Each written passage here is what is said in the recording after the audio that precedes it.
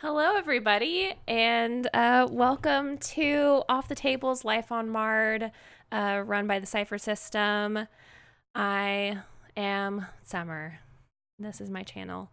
We're going to go around and do our introductions, and we're going to just hop into this season finale. Thank you all for being here. It's been an emotional journey, but I'm ready. So, I am Summer, and I'm playing Silhouette, an empathetic explorer who speaks for the land. Kiana, would you like to tell us who you are? Hey everybody, I will be playing Natia, the eldest of the Blessed Sisters of the Distant Stars, mad adept who sees beyond. Tia? Hello, I am playing Atropus, the weird time-traveling adept. Marcy?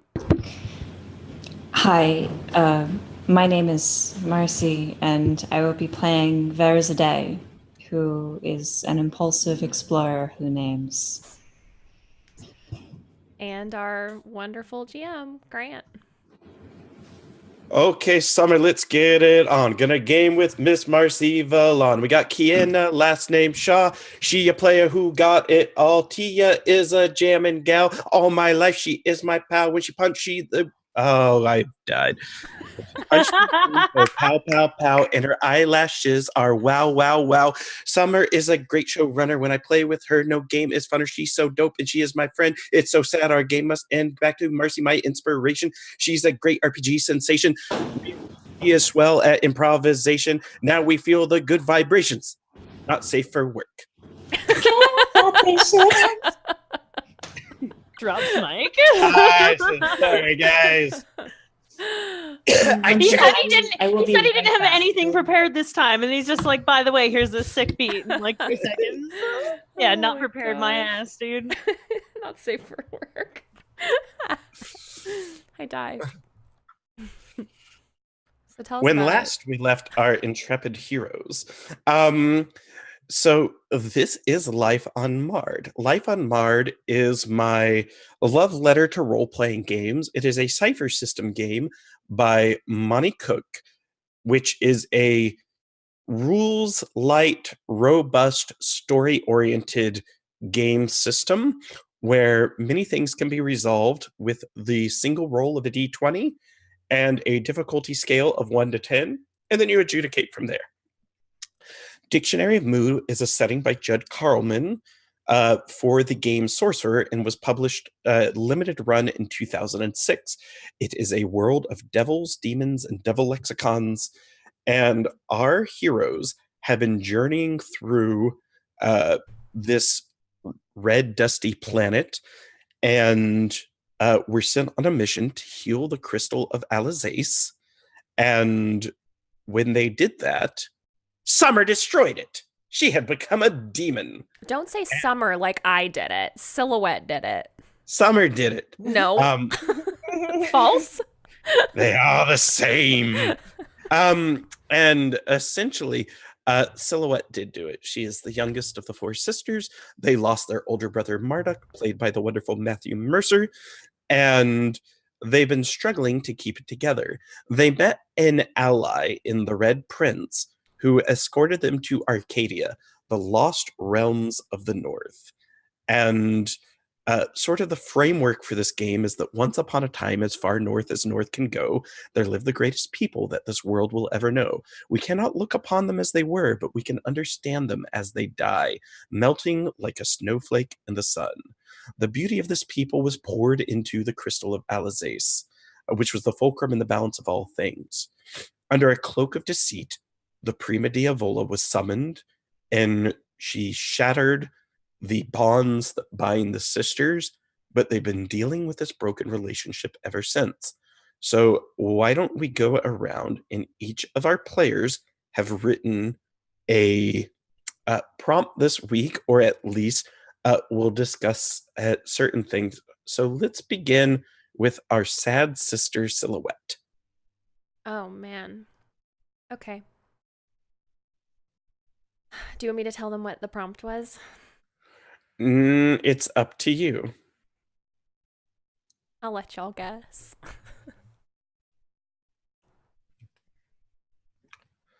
My light is gone. I didn't think I could dim further, but I have. I am. I'm losing myself bit by bit, and the things I once wanted, once dreamed of, once hoped for, are becoming more unclear by the moment. I feel a deep longing to be reunited with the stars. Is it death I think of? And I feel an ache in my chest where a heart once beat, a desire to sever things once unseen. Those around me who I know I should feel for and don't. Or do I? I think I do. I might. I could. I can't. They are trying to fix me. They are trying to reignite the flame that burned within me for so long, the star that blazed for millennia, and finally died with me. Maybe they have hope, but I know better. There's only this. A body with no light that needs something. And I, a silhouette, its servant. But I've decided that if I could want something, as much as I want to break what has never been broken, it would be to see them well, happy, even if that is without me. And what of me? What do I hope for, or hope to be? Only what I am, or am not. Silhouette, you receive an experience point. Next, Natia, will you recite your prompt? I have spent so much time unraveling the entanglements and tangents of fate, leaving my thread to be lost in the great cat's cradle of the universe. But the threads of my sisters have intertwined with mine. They lead me and my heart to the north of twilight skies. The tapestry is thin here. Among the great entanglements, the distant stars shine through the veil. They are watching from their twilight thrones, but they do not scream, they do not laugh, they do not cry. Everything is clear with clarity of mind. The threads, the tapestries, the stars. And the stars ask me, what do you hope to become? The healer, the warrior, the protector. And the stars ask me, what do you hope to become? I reply, the thread, the needle, the loom. And the stars ask me, what do you hope to become? The first of the blessed sister of the distant stars, the one who followed her fate to the end. Natia, you receive an experience point. Atropos? The past, present, and future are not set in stone. The pages in the story of our lives are completely left open. Our life, our blood, our bond as family moves us. I can move through time. I do not seek to master it. I cannot know what I will become in the future, for I am constantly in all times. When the tides of time do take me, I hope that I leave a mark, more than a ripple, that I am part of the growth and not the death. Atropos, you receive an experience point for your prompt. And Verizade.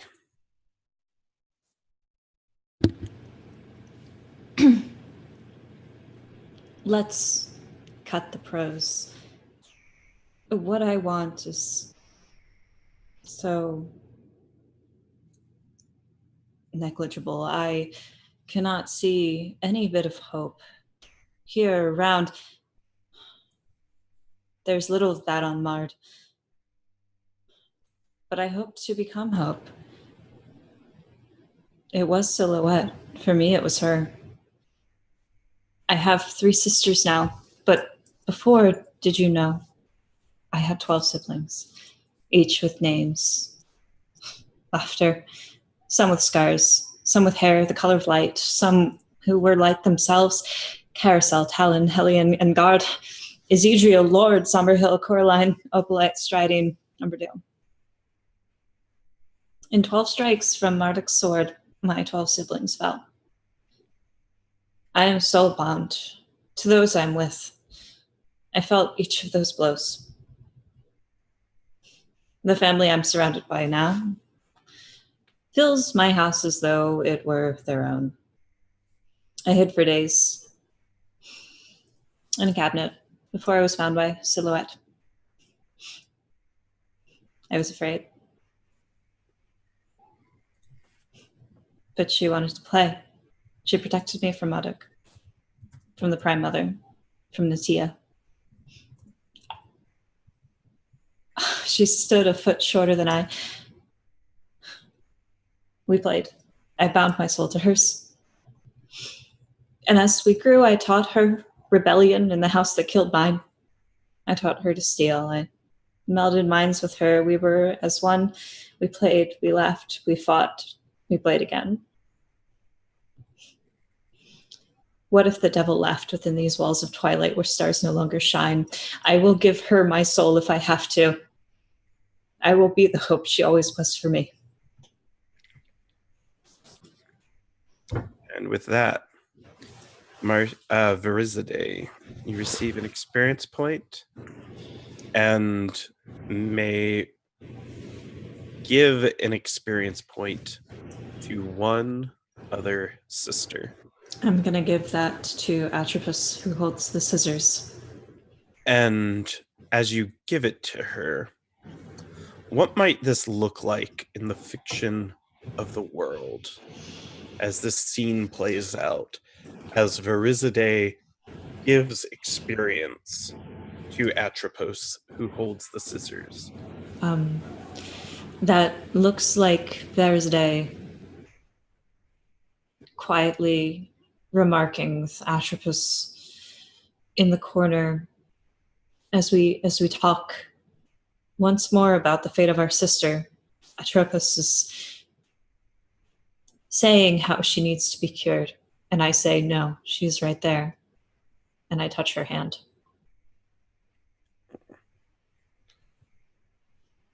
And with that, the party sees the stars themselves are changing. They have formed great, majestic wings. And a dragon, foretold by legend and prophecy and stern warning, descends from the sky and lands before you, standing like a sentinel, its eyes fixed upon you 4 brave sisters. What do you do?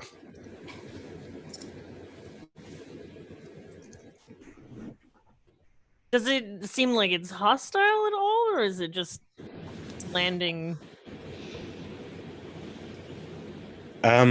It's just landing. It hasn't attacked and it clearly sees you.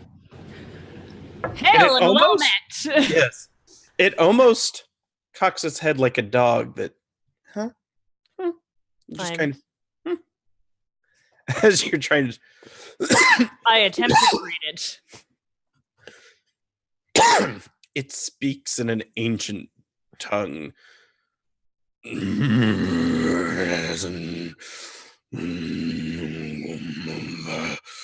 And then as it sort of rolls its ethereal tongue of stars and twilight within its mouth, it finds the common tongue and speaks. It goes, hello. Just like that. And it took it a while. And then it kind of, you notice There's a hint of pride in its eye now. Like, it's kind of moving. It's like, Nailed it. yeah. It's like, you got this. I dramatically Oh, what can we do you for? Why are you entering my realm, the land of Arcadia? You are not supposed to be here. You dwell in the lower lands, in the red dust, not here in the snow and the stars. I am that you might be right, but my sister, she has need of aid. You look like you've seen better days. He looks right at Silhouette, and he kind of crouches down, kind of arches his back, kind of like when a dog wakes up and stretches. He kind of does this pose for you, and he kind of sticks his snoot right up by Silhouette. Has today been rough for you? I suppose. I suppose as well. What holds you together? I am bound by the fate of the planet, the fate of stars, though I wasn't always like this. A great rock fell from the sky. It ripped the flesh from my bones, and I became one with the rock. And so I suppose I am held by fate. I am held by desire. I am held by the ghost of this planet. And my dashing good looks. And he gives you like a toothy, starry grin. You don't feel anything at all, do you? I don't. I'm unsure how to answer. Well, what's the last thing you remember feeling? What was it?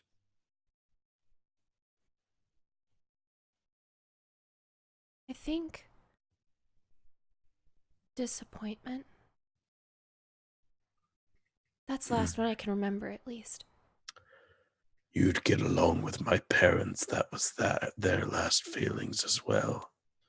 When they heard I wanted to be a musician. I burst out laughing at this point. He smiles too. I mean, I would like to hear it. What do you play? Well, I'm a bit of a percussionist. I play the mountains. There. I The used mountains all the way over there? Yeah. Would you give us a demonstration? Silhouette actually gets kind of visibly excited for a second. Like, she like almost looks like she's kind of coming back, and she's like, I used to do something like that. It's been so long since I've heard music. We've been through such a rough time. I would love to hear what you have to play. All right. I think I can play the mountains for you, but you must come with me. Quick question, though. And he turns to Verizade. Who is that proud peacock that led you here and headed off in such a hurry? Oh, you mean the Red Prince? Prince. Nice. Yeah. I rather like you a bit better than him. You have good souls about you. I can tell. I'm a great judge of character. Now climb aboard and I will take you to the mountains. And I will play for you music. Of course. Sweetie, thank you for the lift. Oh, the pleasure's mine. It's not very often a dragon gets treated to the company of 4 fine ladies. Now, You aren't know- you just the sweetest thing? I try my best. I was raised well, but I've forgotten many of the lessons. And he kind of stretches out his arms and begins beating majestic wings. It beats the snow back. In the distance, you can see a tribe of ice-covered women kind of fleeing from the side of the dragon. He goes, the natives always get a little scared when I stretch and beat the wings. I think it's because I'm an intimidating specimen. You're very intimidating. Well, it's the way God built me. And then he flaps his arms and he flies you off to what he tells you as he approaches it. This is my favorite mountain. Want to know why? I'll show you. And he swoops down and he lowers. There's a tiny, still spring of water. It's like a pure teal blue. It's perfectly still. And a great, big, green, muscular tongue wipes across the top of it and almost slides. He goes, it's a freshwater popsicle. The tastiest of the mountains. Give it a try if you want. Wait, water? There's the water. There's water here in Arcadia. Try it. Actual water. Yes. I in use fact. my dowsing rod to see if it's real water. It is actually water, and there is a small pool. The heat of the dragon's tongue has melted it. He's sterile. He hasn't contaminated it.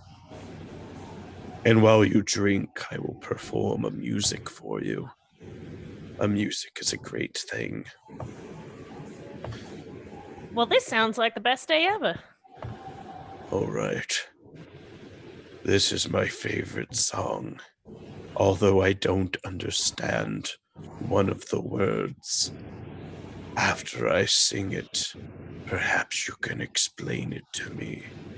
And in kind of a somber, wretched, untrained tune, he begins to beat his talons on the rocks rhythmically, slow, and then he says, there's a place for us somewhere, a place for us, peace and quiet and open air, wait for us somewhere. And as he says that, he kind of trails off.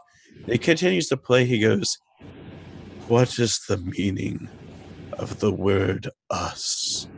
I don't know it. And he turns to Natia. What is an us? And Natia looks at this great being, and she sees the dragon, but she also sees the millions of celestial threads that attach it to the world, to the stars. And she says, you are an us already. Don't you feel it?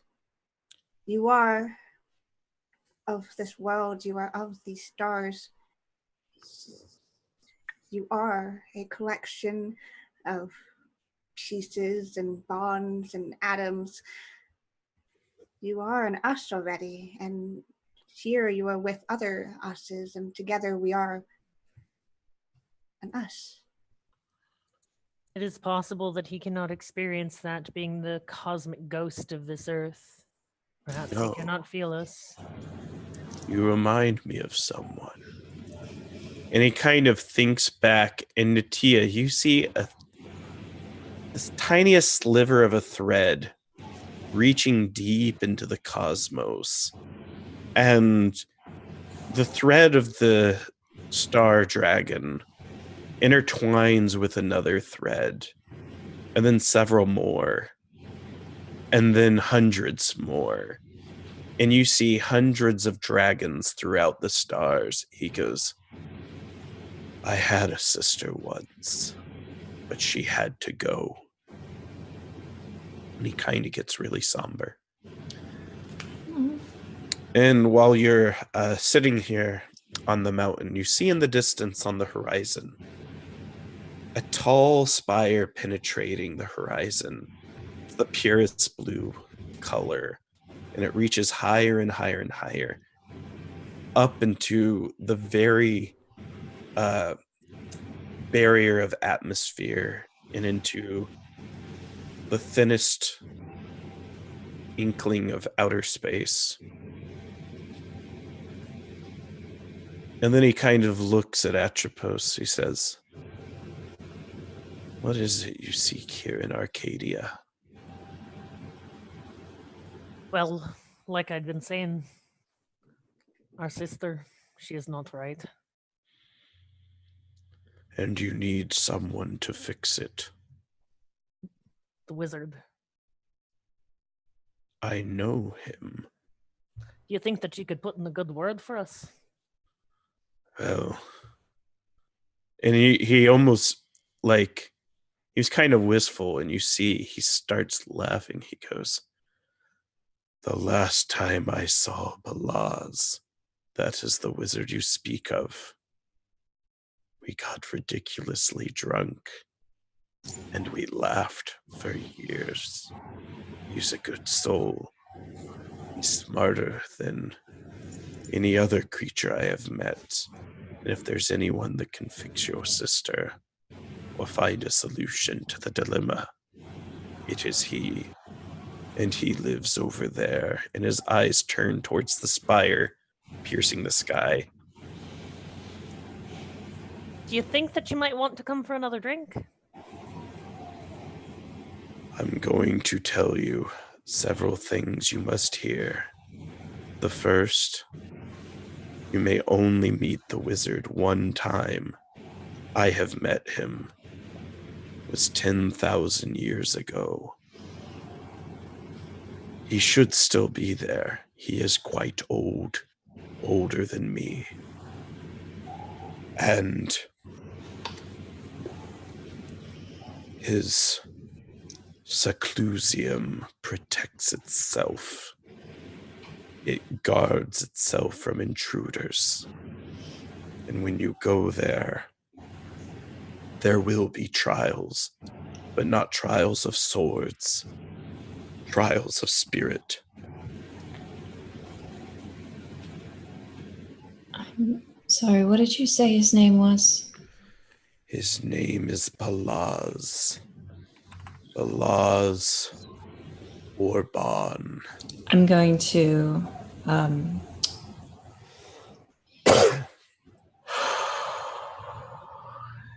gonna see if I remember that name from anywhere. I'm gonna see if I can point it out. Intellect task 4. You Okay. probably have some training to lower. I do.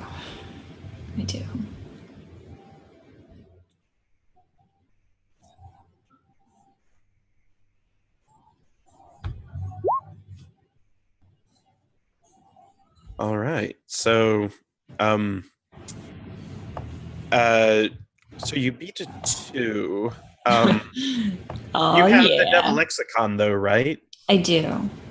So that would reduce it another. It's an asset in this situation because Balaz has written more entries in the Devil Lexicon than any other person. In fact, his handwriting changes, but he signs the name. He signs it the same. He has had the Devil Lexicon more than once.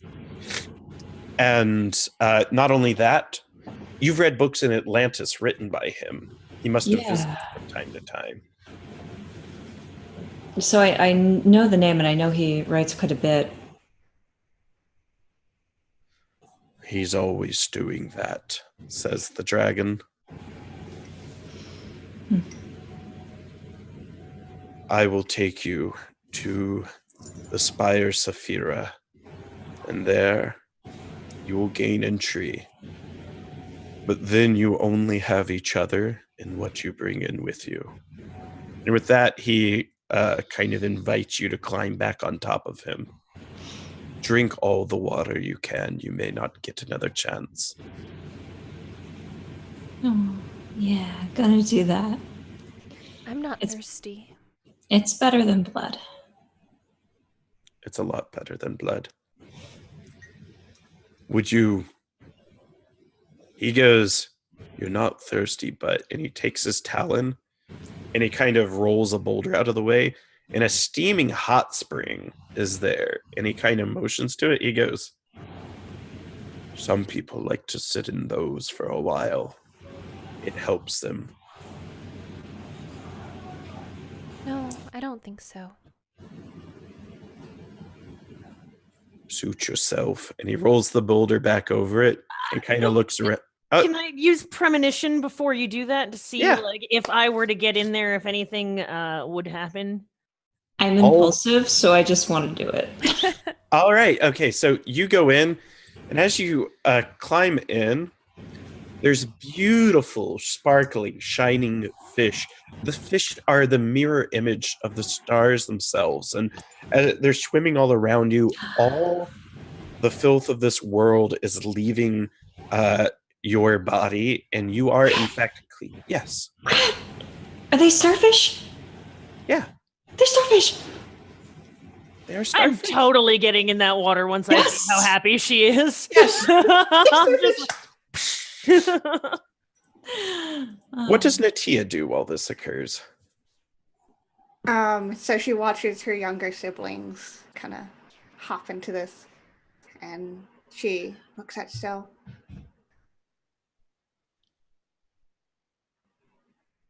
Are you sure you don't want to?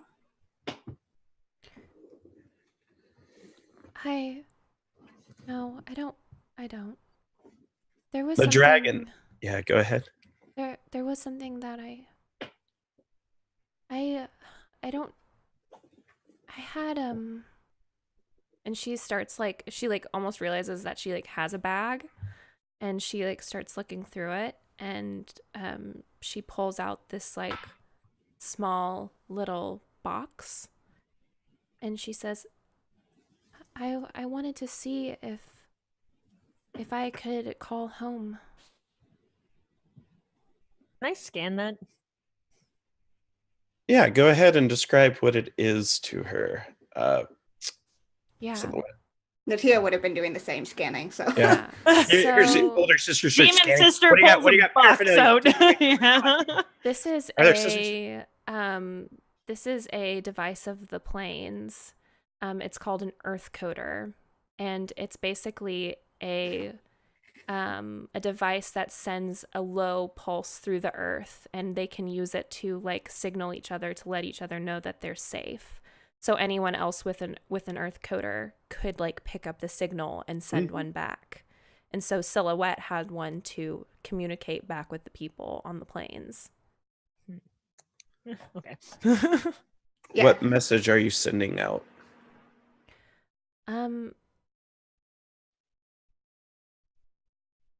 I think she sends out the message, "Where are you?" And then some time passes. The two younger sisters of Nutia are bathing. And after some time, I totally splash you. it, This happens. There's a little bit of water fight I try to engage you in. Yeah, I'm gonna dunk your head under. Oh, a message comes back, and it's just a question that says, "Are you coming home?" And she looks at Natia and she says, "They want to know if I'm coming home." I don't think so, though, right? We don't know for sure. I don't think we ever know. I can see things that combine each other, but I never see their ends quite. So we'll find the end eventually. We'll see where it goes, but let's take some time on this journey. Enjoy the process. Yeah, I'm actually wondering, can we spend a little bit more time here? to rest and recuperate. There are so few places on Marr'd that are serene. Yes, and while you're doing it, though, the serenity is somewhat fleeting and temporary. Not the spot itself, but you notice in the distance a pillar of fire forming on the horizon, igniting the sky. Smoke, dust, death. It's miles from here, but it's growing. Something has happened. Oh. Can we tell where it is? One of you can. Her bird points to it. It's My coming compass? I was just going to ask about that. I was going to ask two things. One, I would like to use one of my ciphers, my surveillance set. I would like to leave the butt of my frog here for the dragon. I'm going to take the head with me. So my cipher, one of them, if I leave one piece of it here, I can communicate. Hopefully, if the dragon's here later, when we get to the wizard, we can talk to the wizard and then talk it through the dragon this way. Absolutely. And I was going to take my compass out at some point after getting out of the water and being refreshed. When you pull out the compass, it points to Octon Lake, which seems to be the source of the pillar of fire. Something happened there today. I wonder what it was. It was Bruce Cordell. Yeah. He is the devil that laughs.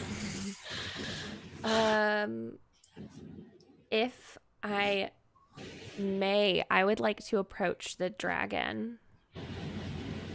Okay. And she kind of like wanders up to it and is just kind of like looking at it very curiously. Yeah. And he goes, take it in. Take it in. You don't meet a dragon every day. And I don't meet a little girl every day. You said that you're a ghost of the planet and that you're tied by fate here. Possibly. I think the planet has a ghost. I've spoken with it on occasion. However, I could always go back to the stars. I just like to visit with people. There's this feeling that I can't get rid of. And I feel like there's an end coming. And if the ones that I'm traveling with, if I don't want to hurt them, but I feel like I have to hurt something.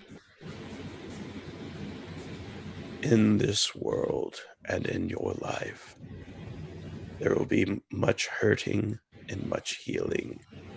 The important thing to know is those feelings are yours. It's okay to hurt and it's okay to heal. And if you feel the need to hurt something else, simply use your best judgment in deciding what needs to be hurt. But I feel the wizard might help you forsake this feeling.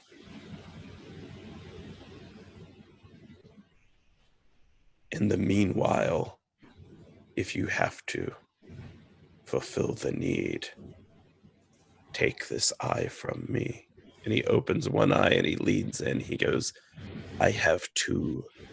I'll miss it, but at least you won't hurt your sisters for the time being.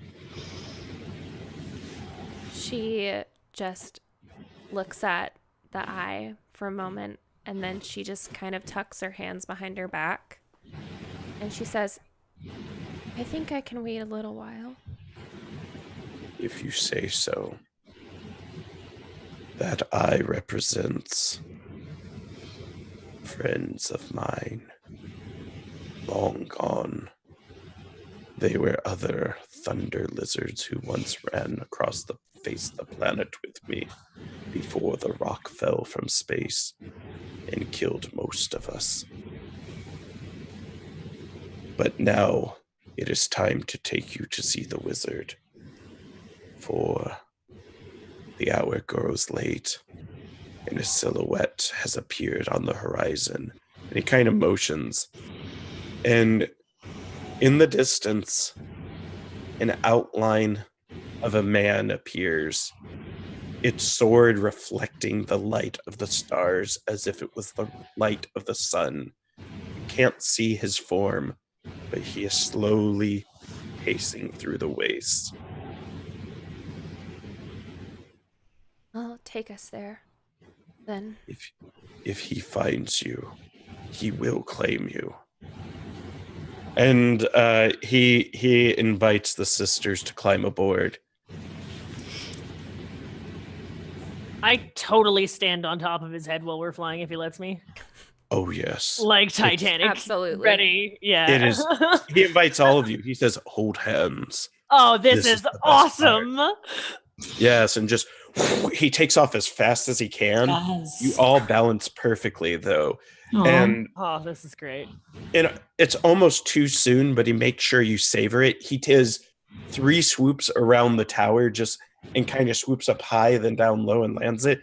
He said, it always ends so quickly. I will remember each and every one of you and the time that we shared together. And he motions to the entrance of the Spire of the World, the Spire Saphira.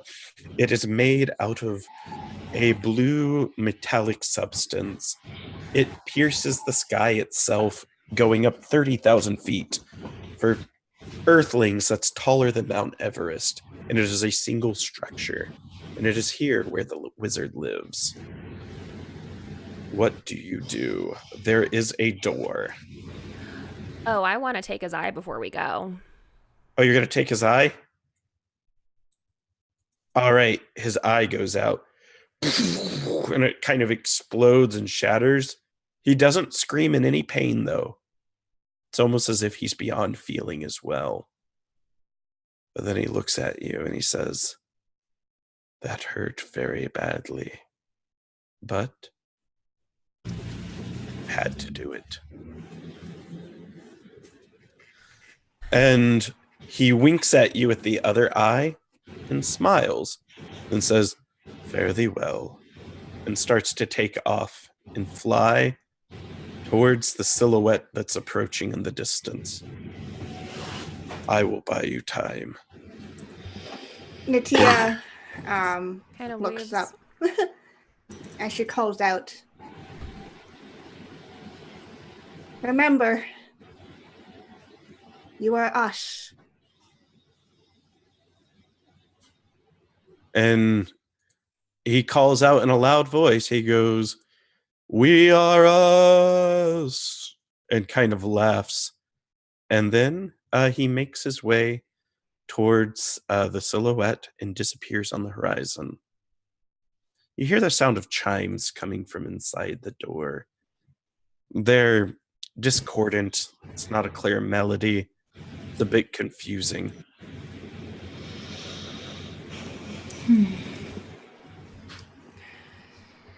Natia looks at the door and she turns and she looks at her sisters.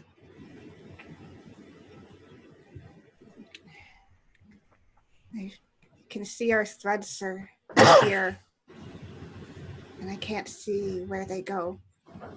But there's a sense of finality to it all. I don't know how much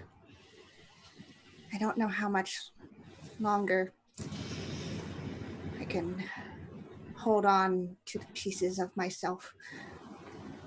And she puts one hand on Atropus. I'm so proud of you. You have I know you know so much. You understand too much. I should have protected you, but I am proud of you. As she turns to Thursday, says, I should never have tried to force you down a path to who you weren't.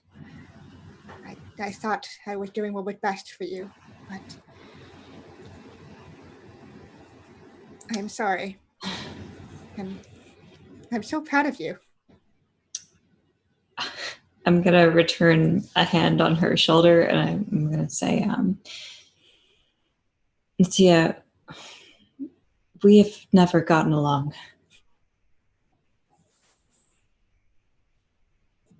That's it. She kind of nods. I love Verizade. One hears such sounds and thinks Salieri. Yeah. Natia kind of just nods and she laughs a little. With that, who opens the door to the Seclusion? Verizade opens it. And as soon as as soon as I say we've never gotten along, I just... Yes. As soon as the door opens, you are transported inside the Seclusion. And in the Discord, in the Marr'd world building, I've placed a photo, and it is essentially that's how it's like inside. So as you go in, the atmosphere changes. There's clouds and rain, water, boats, hanging gardens. In the center of the garden is a tall tree, surrounded by singing angelic ostrich women. And the tree itself has black and red leaves, and some of the other leaves are a jewel violet color. And as you seem to approach it, all thought of right and wrong leaves your brains. You have no concept of right or wrong as long as you are within sight of the tree. And Natia, you notice that there is almost like a strange green-orange aura just surrounding everything in this place. It's a very inviting feeling. What do you do?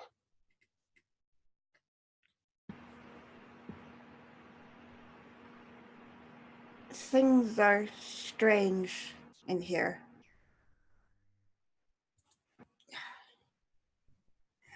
I do not know how I feel about it quite yet. I feel the same. Does my compass do anything weird?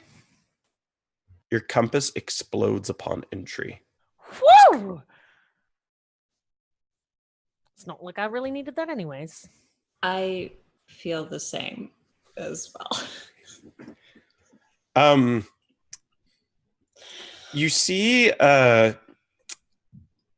sitting in a circle around the tree, 3 small robed individuals. They have the heads of hippopotami, and the ostrich women seem to be tending to them, and they have a large book sitting between the 3 of them, and they seem to be pondering its words. What do you do? Walk over to them. Can I walk over like an ostrich? Yes, you fit right in. I totally walk in like mimicking. Yeah, and some of the ostrich women, they come up to you and they're like, oh, newcomers. Hello. How do you do? Good. How do you do? Like you. Do you want some food? And they kind of bite off the tree and they dangle some leaves in front of you. Fuck yeah. Okay. Do the leaves taste funny? They taste great. Wait, did I just get high? Wonderful.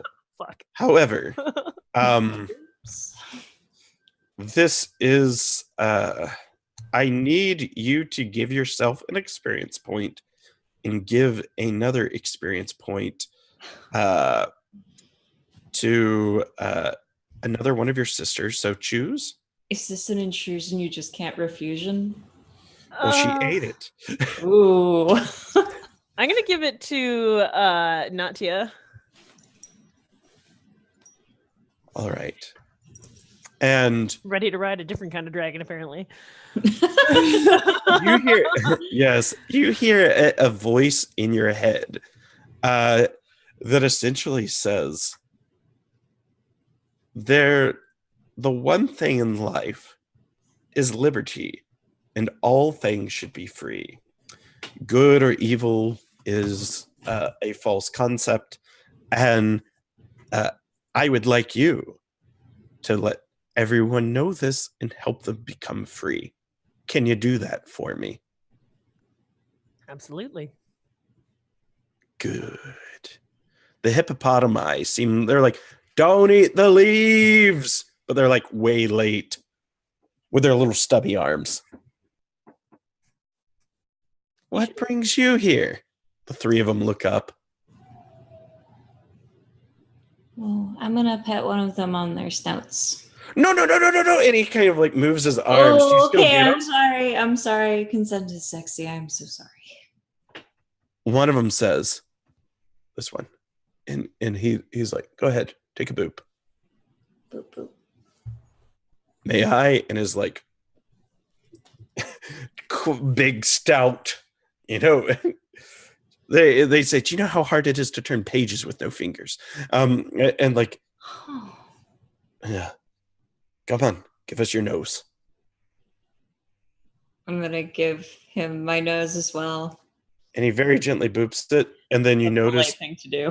He's trying to contort his hippopotami hooves, and he's like, got your nose. He clearly does not have your nose. And then the other hippopotami laugh in a loud, boisterous voice. Ha ha ha ha ha ha ha. That is a funny one. Yes. I'm gonna say, oh, my nose.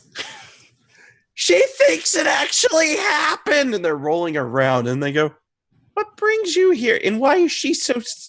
Whoa. And they see it. Oh my goodness. She's a demon. They all look at each other. You can't stay here. You don't look around. You're the demon. You can't stay here. But I already am here. Yeah, but that doesn't mean you can stay here. You've got to go. We've got to put you in a kiln. We got to melt her down. I place myself in front of Syl. Oh, good. She volunteers. A You kiln? the weird one with the messy hair. Can you put her in a kiln and melt her down for us? You said that we had no concept of right or wrong anymore, right? Well, everyone has a very loose sense of it. You clearly do not. I think that kilns are for pottery. Oh, If we you, should make pottery out of her. Yes. if you attempt to make my sister into pottery, I will hang you by your toenails. Oh. They gulp. All right. Here's what we need to do. We're going to decide this. You need to see the wizard, but he's tricky to get to. And this place is much nicer than any place beyond. The ostrich women seem to be circling around Silhouette now, and they seem very put out by her. What's wrong with her? Why doesn't she move? I send my marbles to like surround her in a circle. Okay. And just like to try to give some space. Whoa. Yeah, the ostrich women, they're not octopus women. Although that would be great too. They kind of back up with their long legs. They're like, whoa. Why are you marbling us? Oh, honey, you don't want to touch those. Those will explode. It's not good for you. Trust me, you don't want to get near her. She's a fiery thing inside and out. Why is she so sad? And she's not even really sad. It's just a sad face. She doesn't feel anything. We just lost our brother, and you will want your tongue. At least you had a brother. We only have them, and they look at the hippos and they're like, what's wrong with us? We're great. We're apprentices. We're going to be wizards one day. Are you? What kind of wizardry are you learning? Oh, I'm learning divination. I'm learning conjuration. I'm learning necromancy, says the one that you booped. He has like a big smile. Aw, that's really cute. You might need to use that soon. Have you tried killing everyone? No. We could never kill anyone. But there's people here that definitely would. Yes, I agree. Why are you here in the Seclusion? Obviously someone of importance got you in. Who brought you here? The dragon? Dragons are make-believe. He gave me his eye. Impossible. They're make-believe. Make-believe, fictitious, fantastical creature. That's as crazy as a unicorn, says the hippo man. That's as crazy as a talking ostrich. You're telling me. And then the ostrich women look very offended as they kind of walk off with their ostrich butts. Good. You got them out of here. They're obnoxious. There's a place for us. Somewhere, a place for us. Peace and quiet wait for us. Somewhere. How is Warbin? Man. That was the worst, they say. But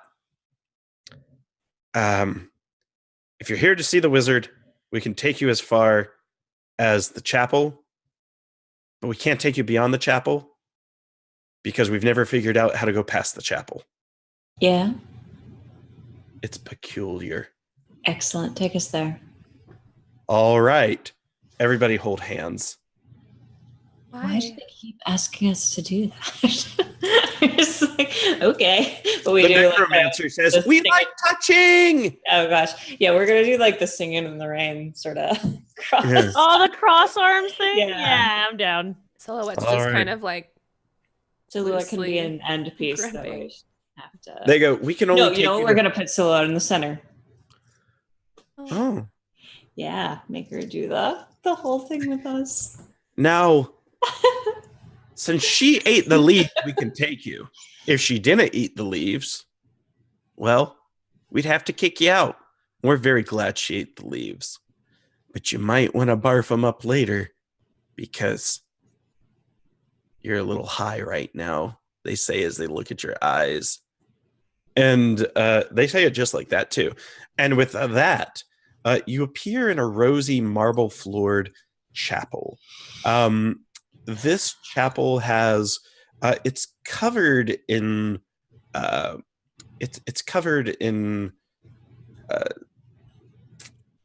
overgrown leaves. The floor is very beautiful. There's a basin of still water. There's an altar that has unlit candles on it. There is blank walls outside of the bricks. And kind of a weird otherworldly light that seems to live here. And as soon as you get there, the three apprentices, and they tell you, by the way, we're Goppo, and I'm Stirred, and I'm Chad, says the necromancer. And of course, his name's Chad. they go, Really, the necromancer is Chad? Awesome. I'm a Chad. They always said I was. So I am. And he seems very, very proud of himself. And I'm going to drop the chapel into roll 20. Do a little quick resizing. So you're in a room like this. And bring this here. So there's an altar with unlit candles on it. There is scriptures that they're filled with blank pages, and there is an organ untouched, and there is a basin full of pure clear water in the middle of the room, and the hippo men kind of sit on pews, kick their feet, and they go, yeah, isn't this room like weird? It's totally weird. We've never had it quite figured out. And I need everyone to make an intellect defense roll. Ooh. I'm trained in those now. Mm. Because I'm mad. Difficulty what? Sorry. That 6. Oh boy. Yeah, If because you're I'm trained, mad. you can lower it. You can also spend effort. Yeah. I'm mad. That's more difficult. That's 1 level difficulty higher than me for me. Well, you can't roll a 21 on your dice. So I am bringing that down. Can I? Spending. Yeah, I'm gonna Experience spend. points you can re-roll. Yeah, I was gonna I'm spend gonna an spend experience effort. point to reroll. I'd lose. There we go. Sweet. Difficulty. Oh, nice. So Ooh, I did it. perhaps it's the leaves. Perhaps it's Verizide's years of study. But Silhouette and Natia, your memories become slippery like a fish. You can't seem to remember your names. You can't really seem to remember why you're here. And you feel like you just need to sit down for a while. Now, Silhouette sits down. Addie, Atropus, you see almost like ethereal creatures placing their hands on the heads of Silhouette and Natia. They almost look like they're ghosts. You can see them in Verizide. You can absolutely see them. Do I still have Ghost Boy with me? Has he been following the whole time? Yeah, and this is the most So peaceful good. he's ever looked. God, I have 12 siblings. I don't know which one he is. And yeah, he speaks to you. He says, I always liked going to church, but only because we were all together. And he says it just like that. He kind of looks. Yeah, you all see me just like I take my hand and I place it next to me, just hovering a few inches over the substrate on which I'm sitting. All right. So, how would you like to deal with the spectral creatures that are holding the memories of Silhouette and Natia hostage?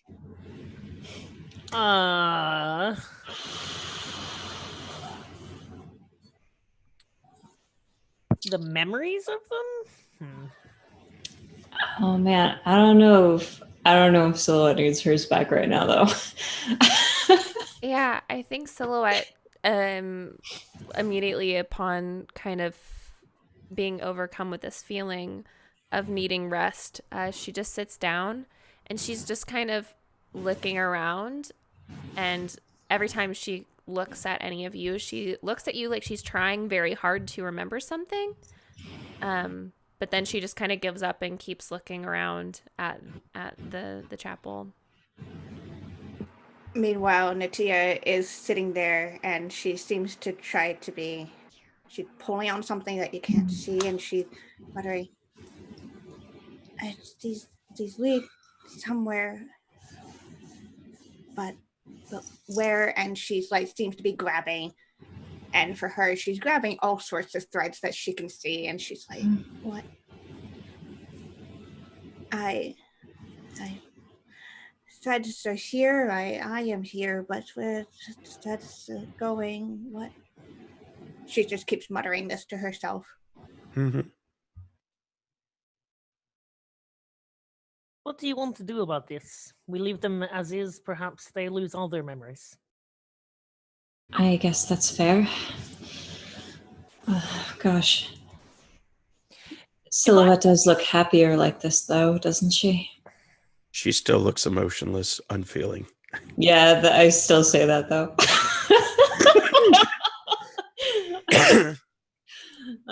She's unburdened with the memory of the people she's disappointing. It is unfortunate that we cannot bring wizards here. The hippo men say, nope, can't bring him here. We've always thought this room is a bit of a puzzle. Can't So bring sure. who here? The wizard.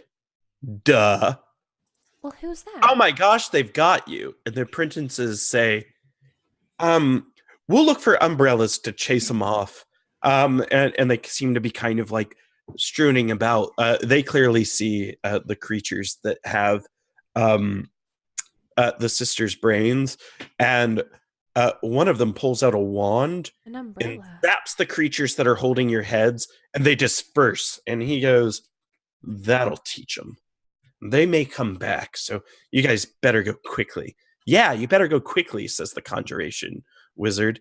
And they go, because we like saving our spells. Yeah, it's best to save them. Well, your spells are like totally awesome. You want to Yeah, learn man. one? Yeah, man, they're pretty cool. Like, You know? absolutely, I want to learn one of your spells. Like, yeah. Check it out. And one of the hippo guys, he holds his hoof up. He takes his other hoof and he places it on top. Is ta-da! And he picks it up and there's a chicken egg. Bravo! Conjuration. Yeah! And he throws it up and catches it in his mouth, swallowing whole. You didn't teach them how to do it, though. You said you would teach it to them. I can't help it if she's a slow learner. No offense. I laugh really hard at that. Atropus, you can do that now. I have Better I was gonna say, bam! There's an egg. And they start clapping. And as they start clapping, you notice the lights start to change a little bit.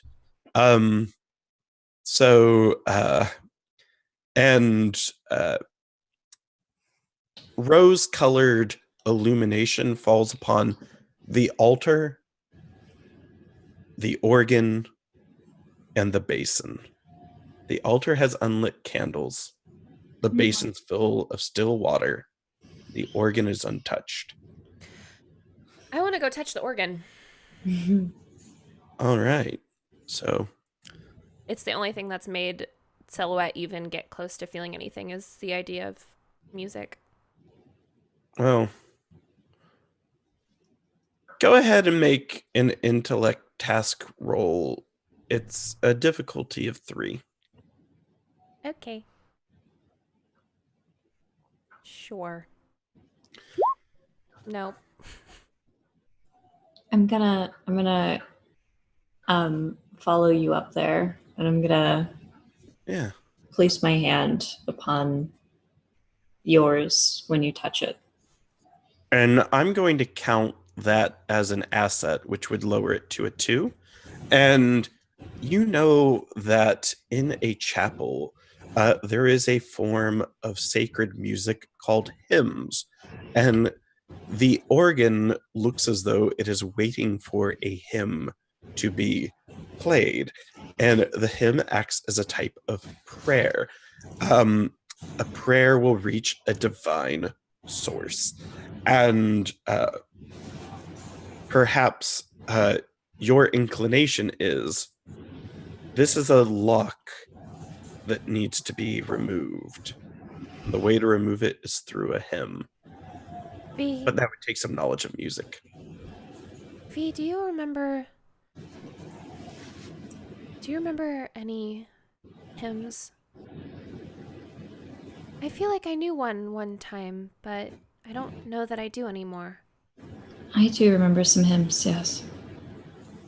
Would you play me one? Sure.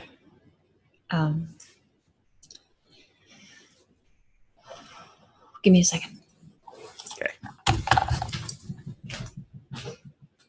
Y'all about to get gospeled. I'm ready. I keep summoning eggs continuously. So just a pile You just of like- eggs. Just a That's pile. to the- Yeah, I just continuously summon eggs. Fascinated by this. I wonder if because I'm a time traveler, if eventually I can summon a chicken. So I just keep trying and see if a chicken will eventually pop out. And with that, Verizade has a hymn. I do have a hymn. This is a song for loss.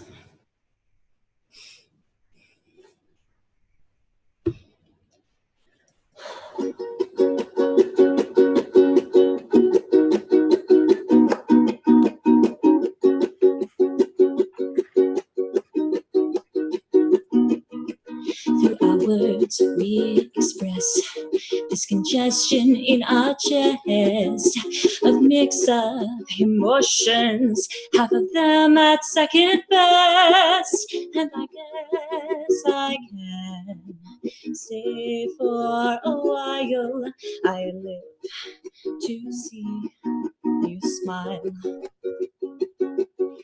When we're at our lows, we thank our lucky stars. We have friends to cushion blows, who have chances to console, and families to carry on the day. They live to see you smile. Yeah, they live to see you smile. They live to see you smile. Friends are apparent in numbers, in our children and our mothers. I know sometimes bearing grief can turn lovers into others, but I live to see you smile. Yes, I live to see you smile. I live to see you smile.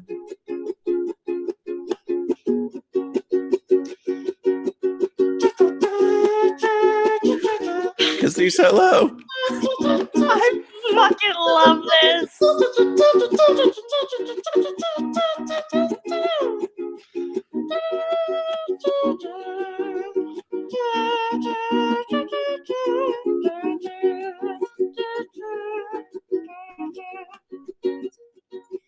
And it's been 2 long years, and I can't remember your eyes. And I'd like to start right now, but I don't have it in me to try. As memories become increasingly worthwhile, I live to see you smile. And with that, the organ illuminates, and on one of the walls of the chapel, a fresco painting appears. Verizade, the adopted sister of the distant stars, is immortalized on the chapel walls, playing the song for her sister Silhouette. And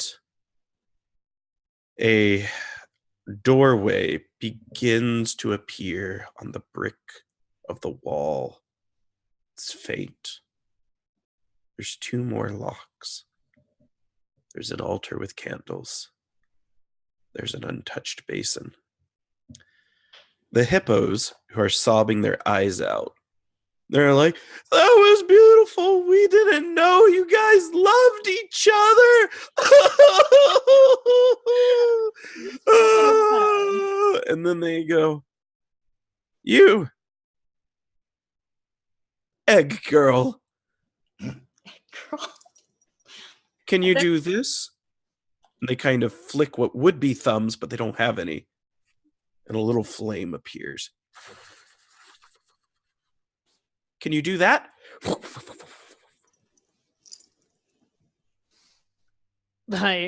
Yeah, all of your fingers go, and they're like, "Ooh," and then their eyes look over at the unlit candles on the altar.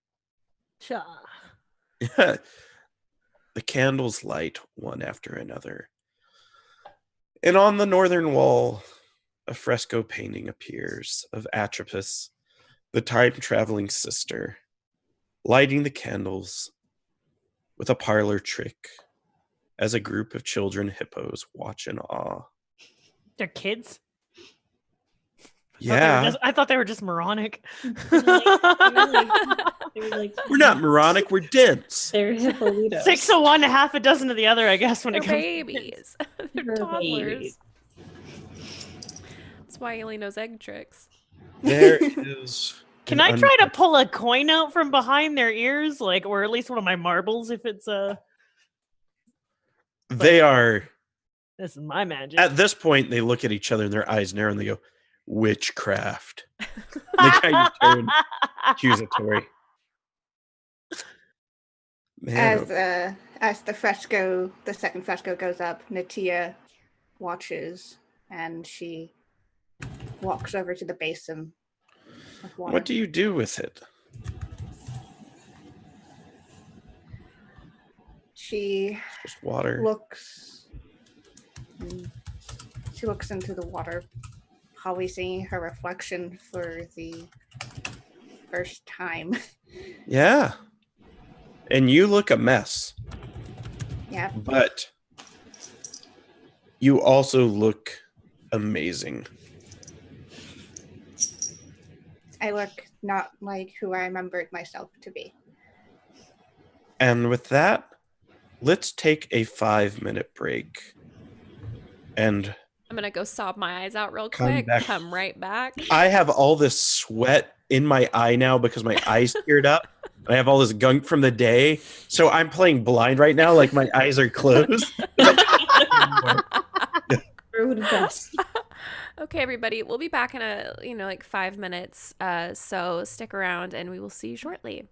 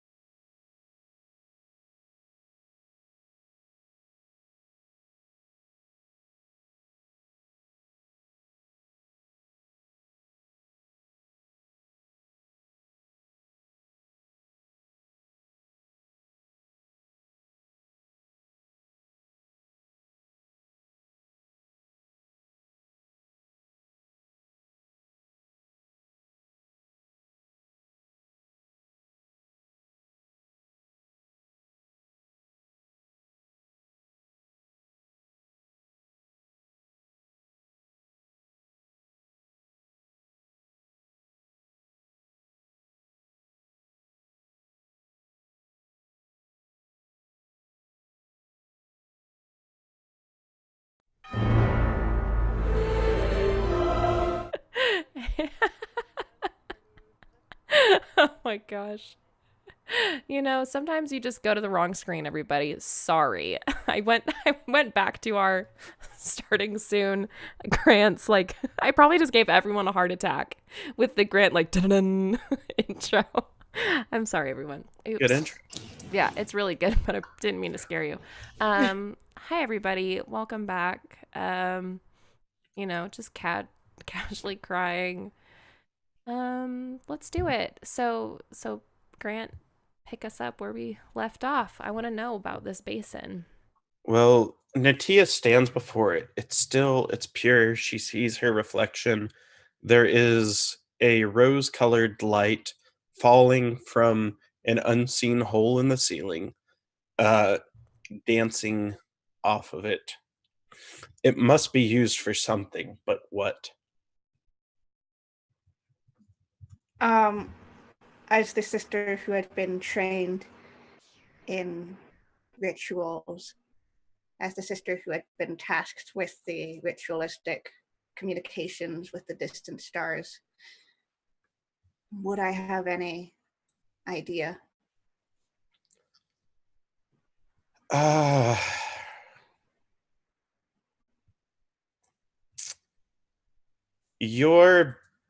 So make an intellect task check, difficulty 4.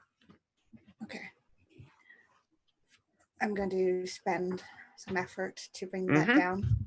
And as I almost spilled ginger ale over my keyboard.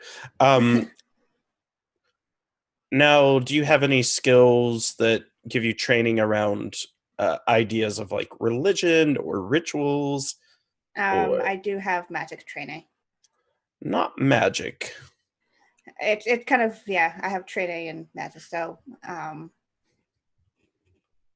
I don't have anything specific to rituals, but okay, so yeah. All right. Nice. So you know that, and you've heard stories, that in Battle Hymn, the damsel Messiah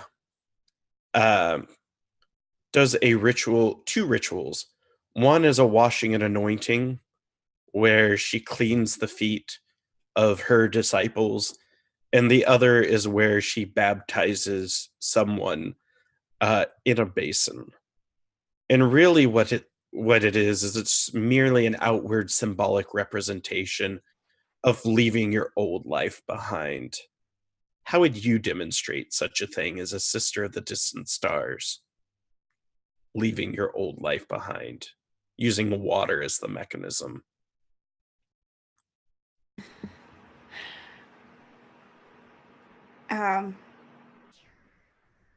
Natia draws her sword, the one last part of her vestments as a knight of the distant stars, and she kind of places it across the basin, rushed in, almost breaking at this point, and she gently puts her hand into the water and just takes her hand with clear water that you almost never see in Marr'd, runs her hand across the sword. And as you clean the blade, the rust seems to leave it. And the sword looks just like Marduk's that he used to combat the Prima Diavola. And you know that he fashioned his blade after yours because he wanted to be like his sister. And with that, a third fresco appears on the wall, and it forms the image of Natia cleaning her blade, and with that,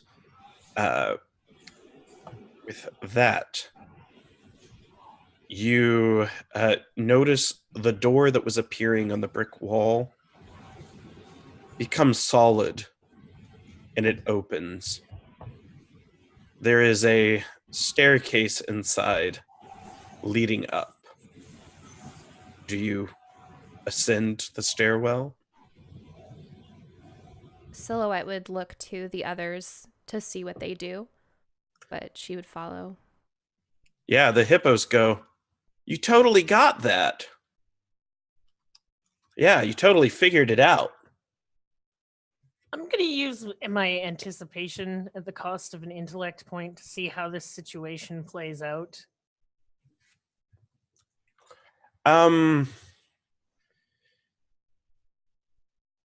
As you look up and look into the future,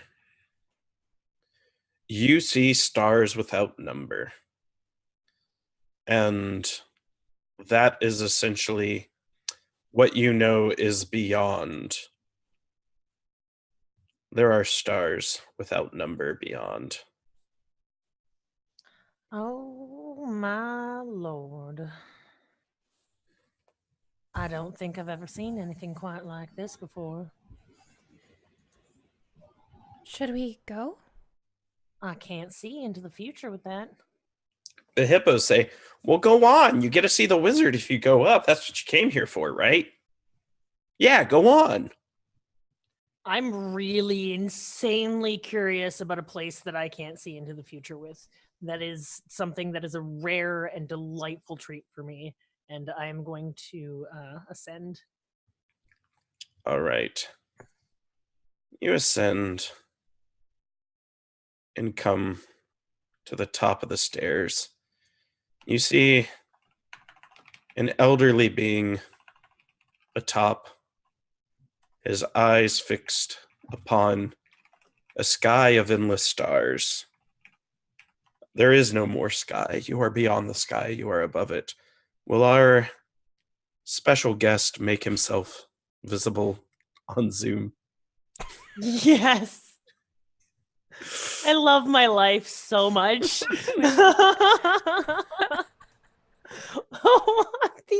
I love this show.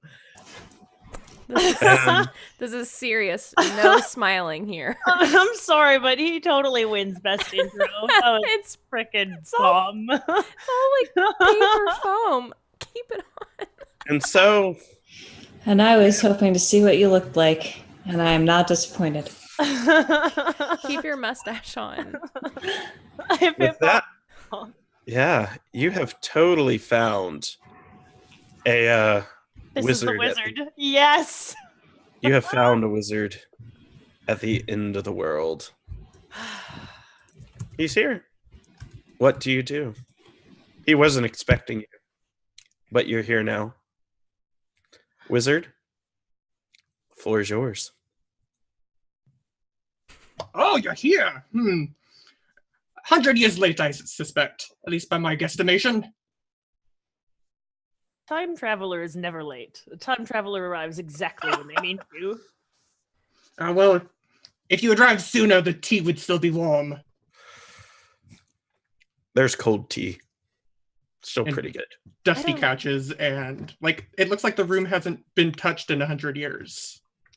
I don't think I was born 100 years ago.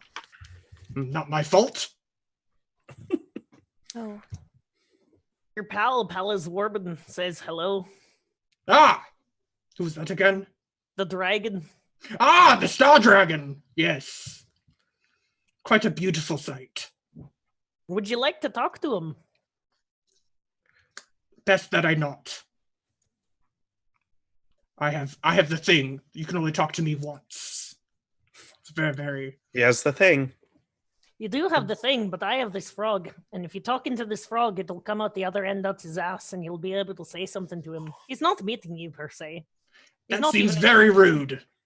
It's not as rude as it sounds. Maybe a little crude. What happens if someone meets you twice? I don't know. It's never happened. Verizade, you're impulsive, and your eye sees what the wizard has been looking at. And I will place it here in roll 20. You see a beautiful planet, one that you've only heard about in stories. You know that you visited it once, at least the pyramid of it once. There was a pharaoh who lived there. The pyramid was named after Urt, a goddess that was banished from the sky, and no citizen of Marr'd had ever seen. It's a beautiful, lush, blue and green world, surrounded with clouds, and its mythical daughter sits by its side, Loon. Loon, which is merely the daughter of a dream, but this is not a dream, it is real. And this miracle of seeing a different world, one that is said that those who escape Marr'd are able to go to, fills your eyes and your heart with such intense feeling. An explorer would very much like to get there.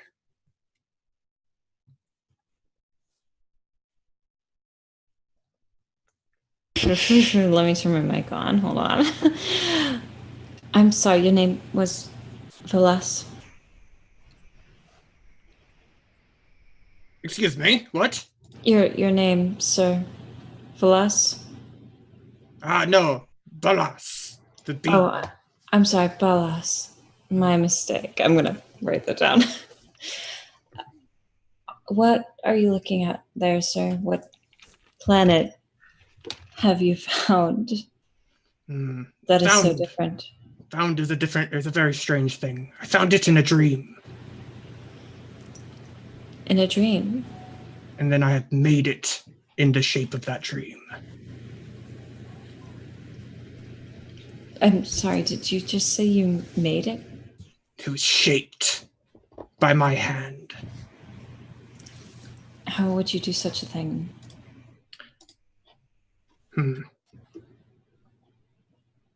Not entirely sure. How does one shape a dream?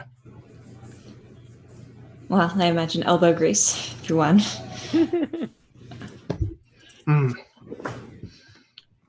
Not much left in these old bones, I'm afraid.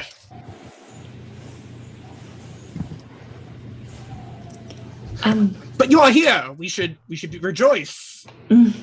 Yes. I'm sorry. My name is Verizade. I'm going to extend my hand. He'll extend a very shaky, bony hand. I take it and shake it. We were under the impression that you could help us get our sister off world to help her heal. Is that what you propose I do? What do you mean? Me? Off-world.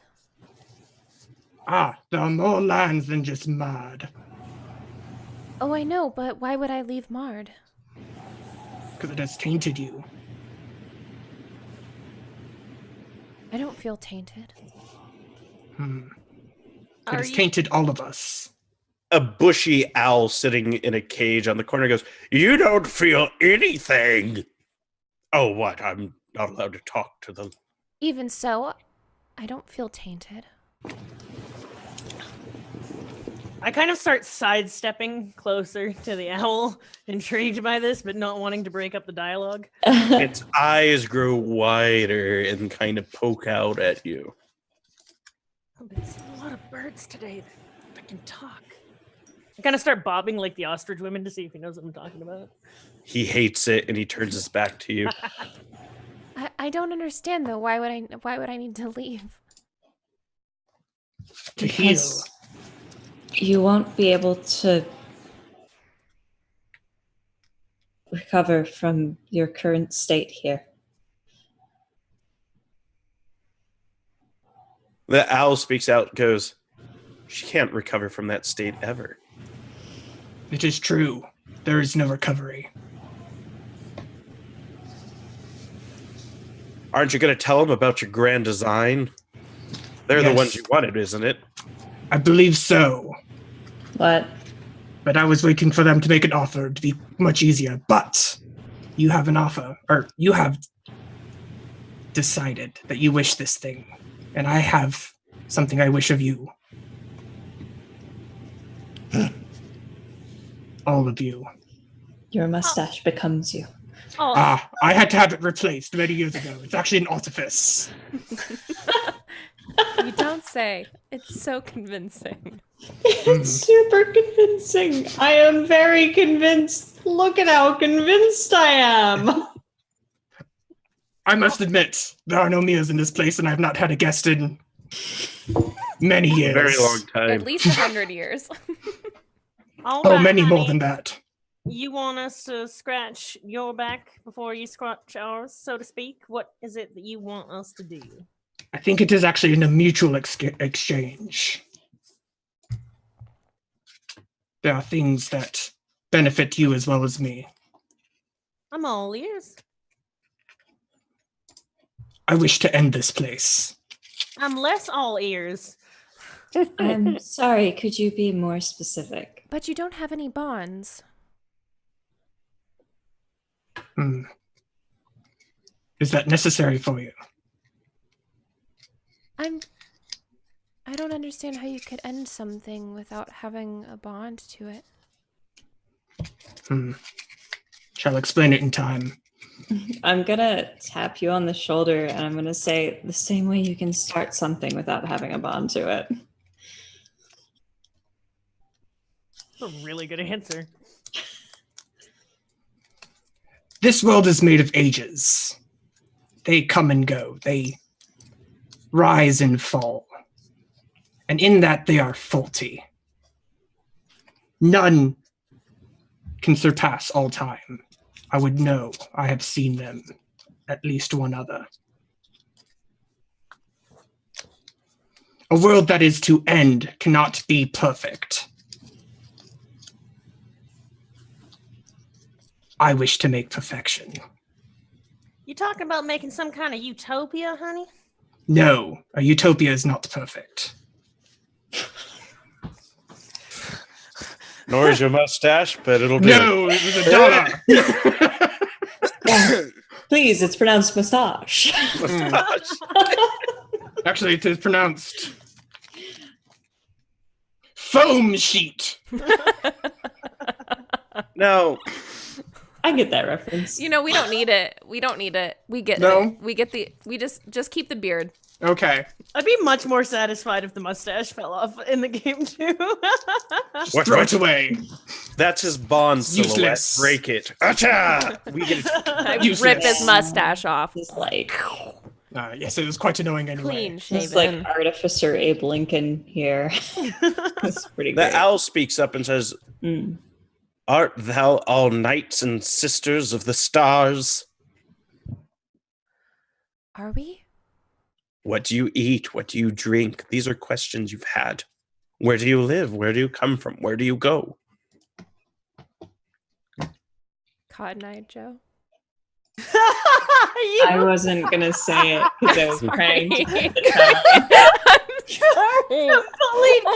Okay, guys, I guys. couldn't not Let's- say it. He said let's just- he got let's the just go. built Let's up. just go around because this is like the final episode, so we gotta keep tone a little bit. I Let's know. just get like one funny thing out of our system. That and was then mine. Just like That was mine. That was my one funny thing with Okay. Cotton Eye Joe. I'm done. You all have something I cannot make. Something I cannot artifice. Something that has not been seen in Marr'd before. And what would that be? Your hearts. Your light. Your radiance upon this world. I don't have that. And No, she but like you- looks at her arms and she's like, the light went out. I'm No. going. Oh, go ahead. No, but you inspire it. I'm going to Yeah. take you by the shoulders Do we have, I know it's a chapel, do we have a clear sort of visage to the night sky here? You do. In fact, you are in the night sky. Excellent. I'm going to point upward, just over your shoulder so that your eyesight follows my hand. And I'm going to say, do you know why the stars shine as brightly as they do? Because the forgotten god, the last god, shields them from shining so full. And I'm going to point between the stars of the void. Without that, in daytime, you cannot see any of the stars shine through.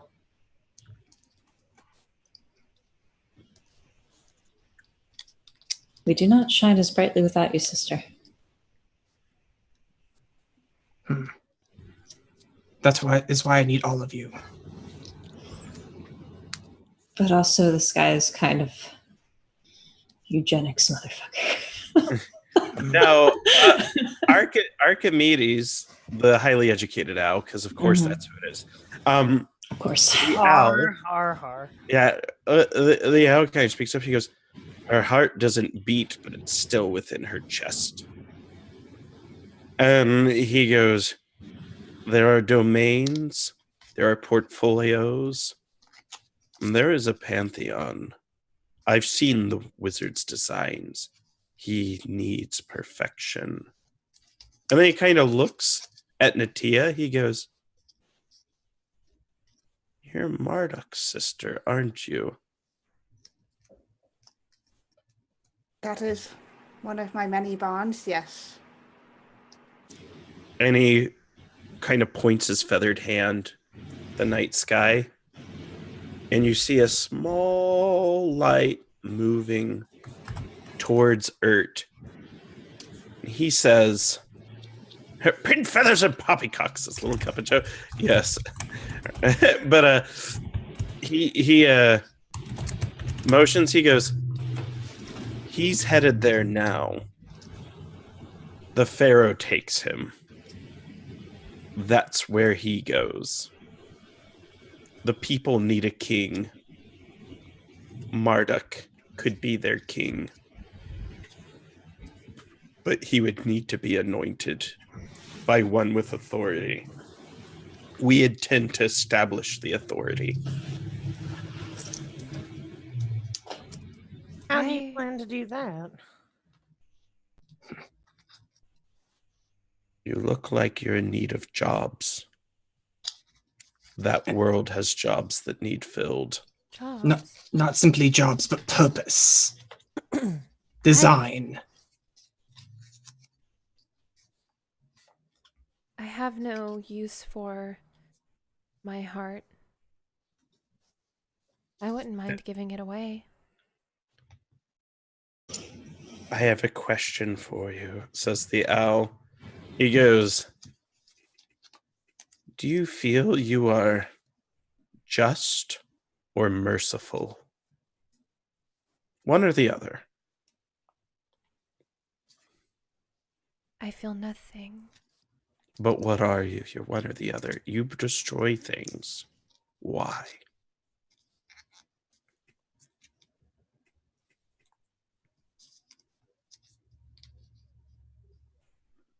You don't feel. You're neutral about it.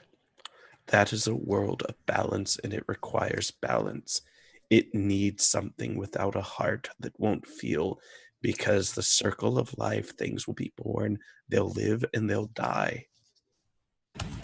We need you to go to that planet and make sure things can die. But also live. Marcy's up to 3 of her jokes.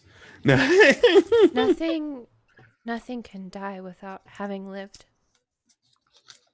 Precisely. Dreams can die. Will you go there?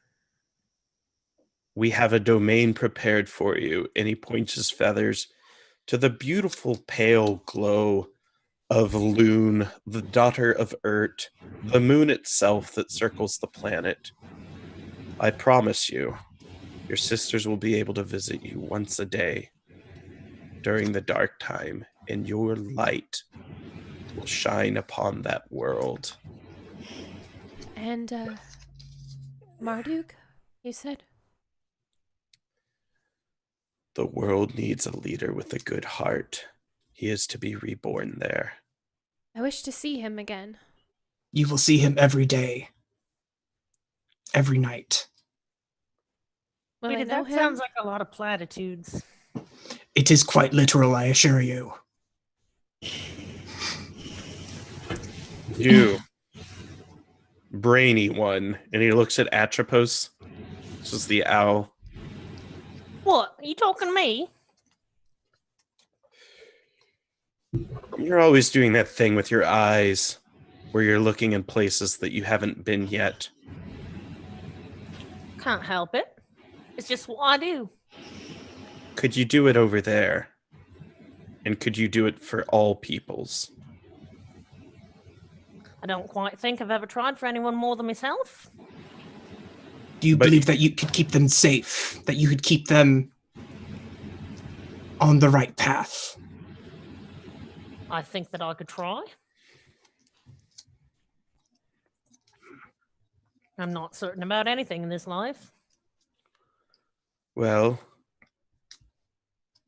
put this on. And the owl motions to a pedestal, and on the pedestal is a beautiful crimson pillow, and on it sits a silver tiara and a mechanism unlike any you have ever seen before. Makes a ticking sound. It has 3 arms. One moves slightly quicker than the rest. Place the crown on your head and take the device. I scan the crown. You know that this is a crown of divinity, and wearing it will give you authority over time and space on the world of Urt. You will become the goddess of time and space and take a rightful place in the pantheon of that world. I'm a Time Lord. I'd put on the crown. All right. Sorry. there's no other answer for that. I gotta try it. I know the intro to my thing. I was like, I don't care about controlling time and space, but that was a lie. I put it on.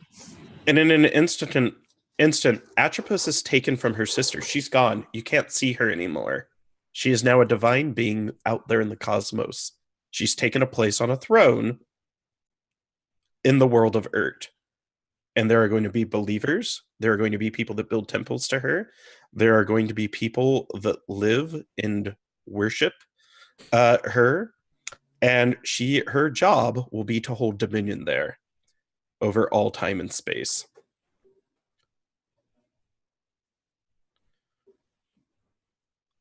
The owl kind of looks over Natia and says, she's different than the rest, isn't she? She shines brighter than the rest. Do you think she could be the mother of the favored children? They need a mother. They need someone to watch over them and believe in them. You walked the waste for a long time, didn't you? Owl speaks to Natia. For what felt like all of time and none of it at all. There are children there. They are different than Marduk. They are different than your sisters. But they are beloved. And they have a divine spark within them. But it's different than the people of Marr'd. It's unique. They're looking for a mother. Will you lead them to that planet?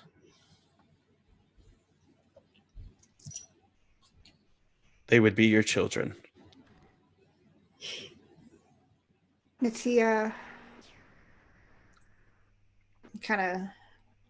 Your mind fills with images unlike any you've ever seen. You see woods, you see tall trees, you see rushing rivers, you see tall, majestic mountains, you see the change of the seasons, falling snow. You see nature in all of its many different trappings. You see the beauty of spring emerging from the earth. And then you hear the owl again. Will you be their mother?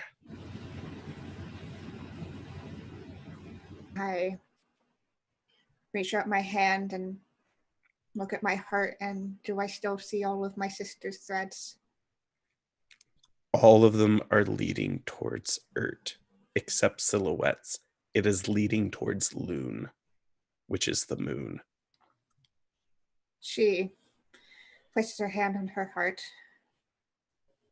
She looks up at this endless starry sky.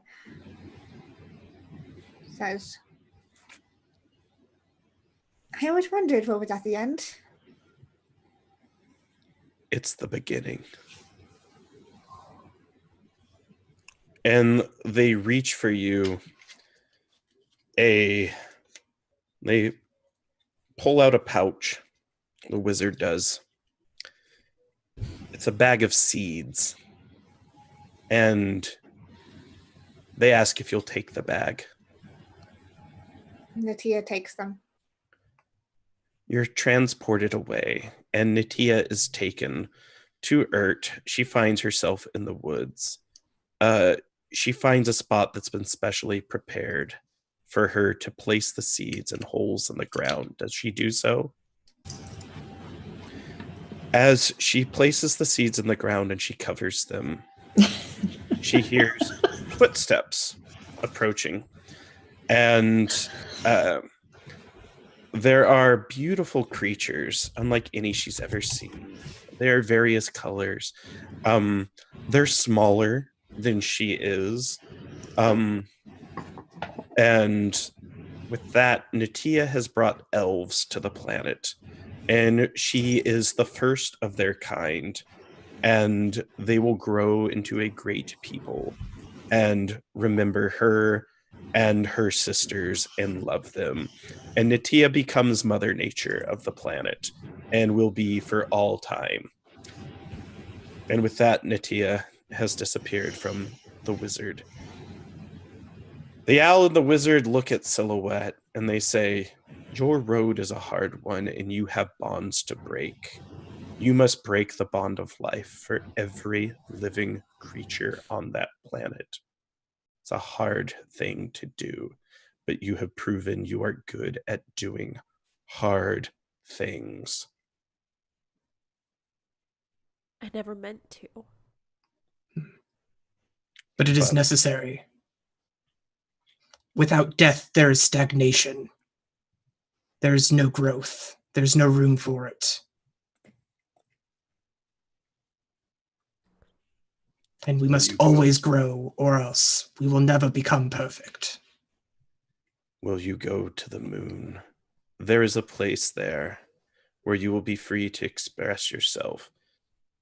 And it is a beautiful place, filled with art and instruments to create art. And you will give the gift of art to the people. They will be able to feel the feelings you yourself cannot feel through your art. Will you go there? I have a question. We have answers. What will become of my planes? Here.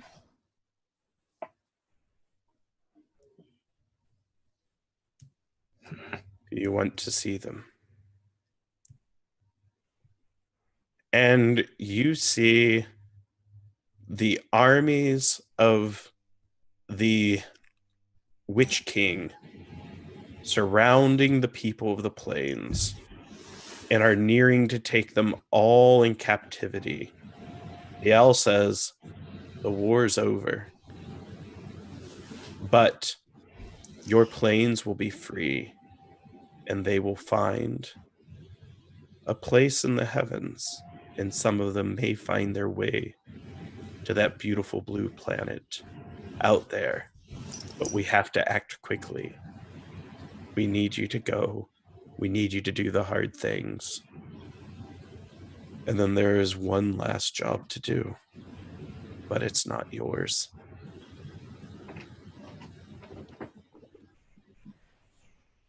I will follow my sisters who have gone before me. They give you a scepter and a robe. The robe, you've never felt anything. This is the first time it wraps itself around you. It's the first time you felt comfort since you lost your radiance.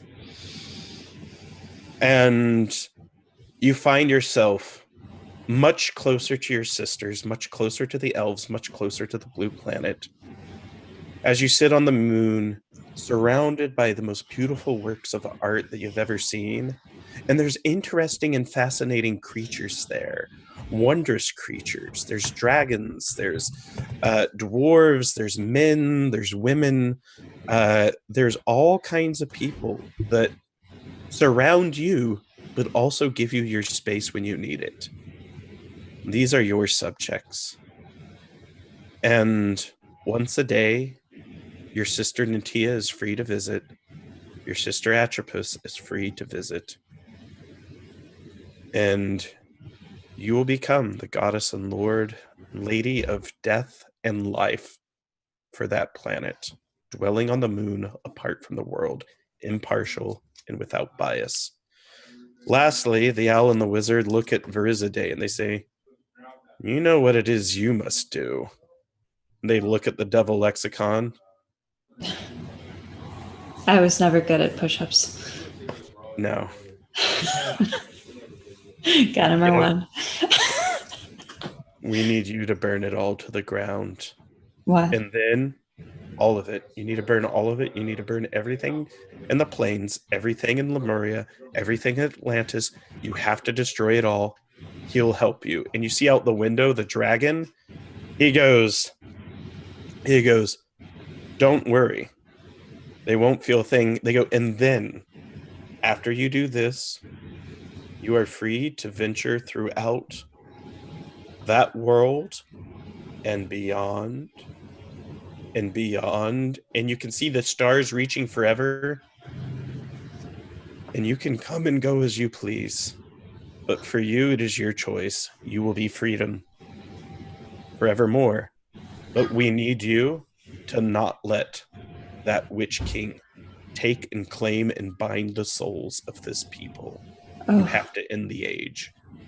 I will end that age. They have a candle and they ask you to light it. Do you? Yes. I call it to my hand, and it appears there as the egg did. So when you light the candle, all of Marr'd goes out like a light. The planet goes from red to black. But you find yourself, you have no memory of lighting the candle. You find yourself on the dragon. Your form is changed. You have great wings, and you are soaring through the cosmos. And he says, "Where would you like to go today?" I have a personal sort of meeting, if you will, an unexpected one with the demon who did this to my sister. He goes, "Let's go end her too." And with that, we end the campaign. That is life on Marr'd. I am so satisfied you went back and got that bitch. Yes! And she's destroyed. The dragon eats her, and Verizade knocks her out. Oh, my Holy. heart. And My eyeballs. this is essentially the prequel to my homebrew campaign world, Brave New Worlds, that has been on many other channels. A world that I have several Kickstarters in the work for and a 5-book deal.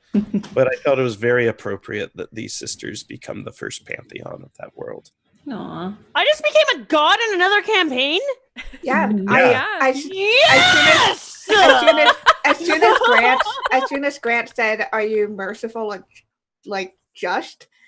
I had a mini freak out because that was the goddesses that I met in the Brave New World campaign.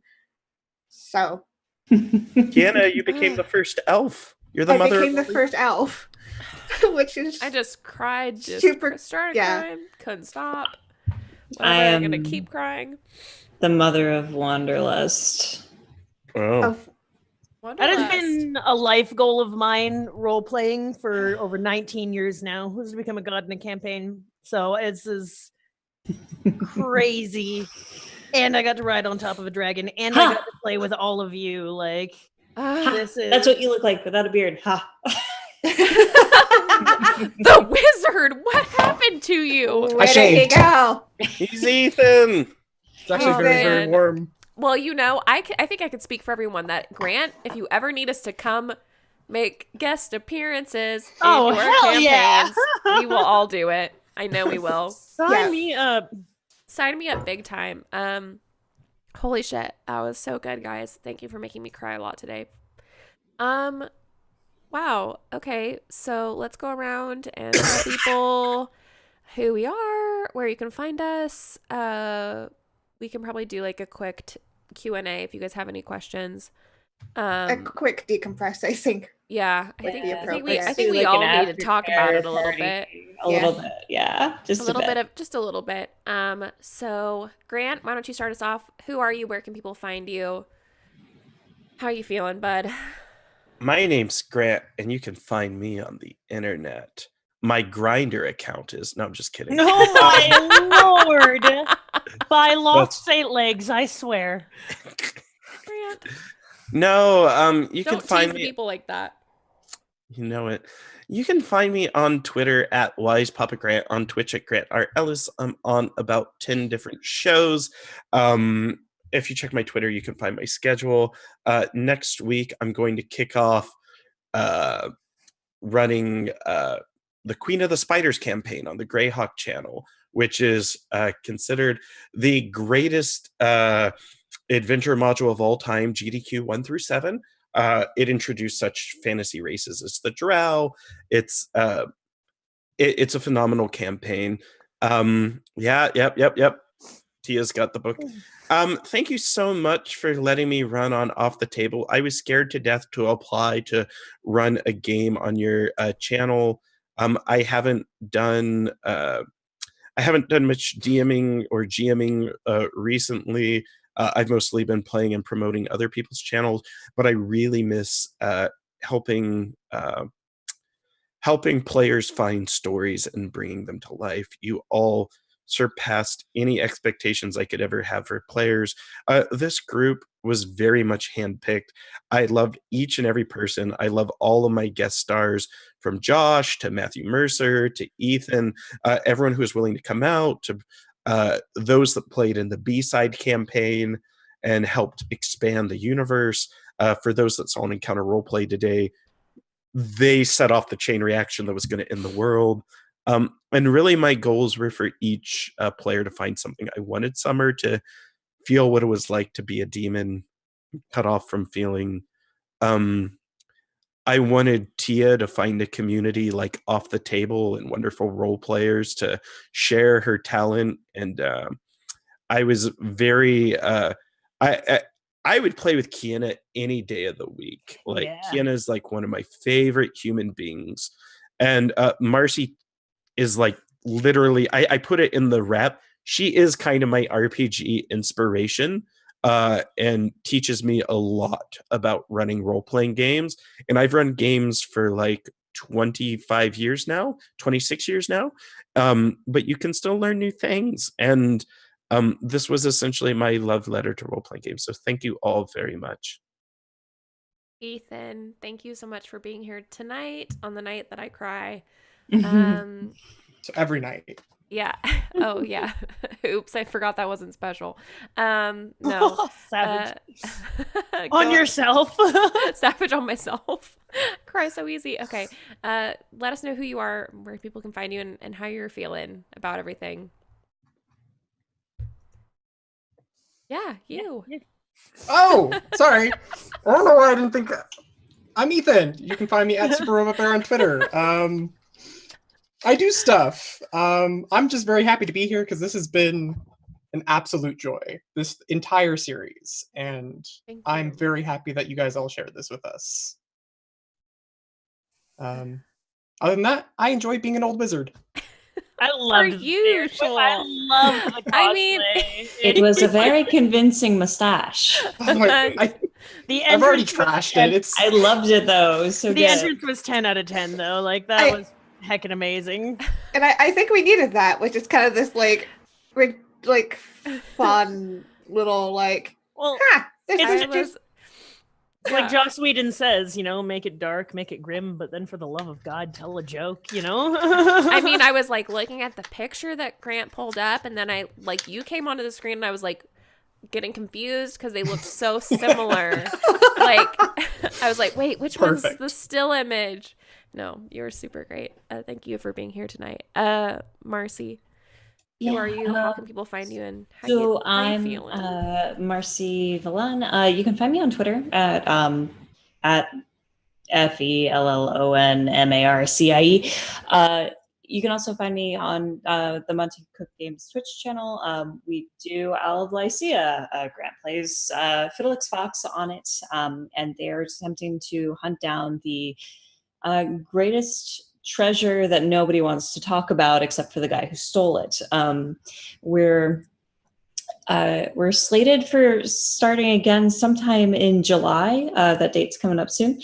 In addition, I've got a bunch of other maybe too many projects. I feel a little bit like Grant with how compacted my schedule is getting. Y'all are insane. Right? I am I freaked out earlier today because I was like, I thought I had a conflict, but then Grant had the same thing. The conflict was actually the conflict. It's too much. But yeah. Find me online. Owl of Lycia is coming back. Our regular time slot is usually on Sundays, but we're gonna go to every other week from 2 p.m. Pacific time on to 5. Tia, who are you? Where can people find you? How are you feeling? I am Tia, aka Laura Lania, and you can find me Laura Lania here on Twitch and my Tia Zimmer on Twitter. And I'm feeling elated because the sisters are all together again. Sad that it was such an arduous journey across, and that we leave essentially our entirety behind and become these new things. So even though we get this new start and this new time, everything that we really were and everything that we are is pretty much dead on Life on Marr'd, and that's kind of a weird concept to grab overall. I have a lot thing about that campaign. It always ends with the end of Marr'd. It's codified in the setting. It's so crazy. I have so many questions.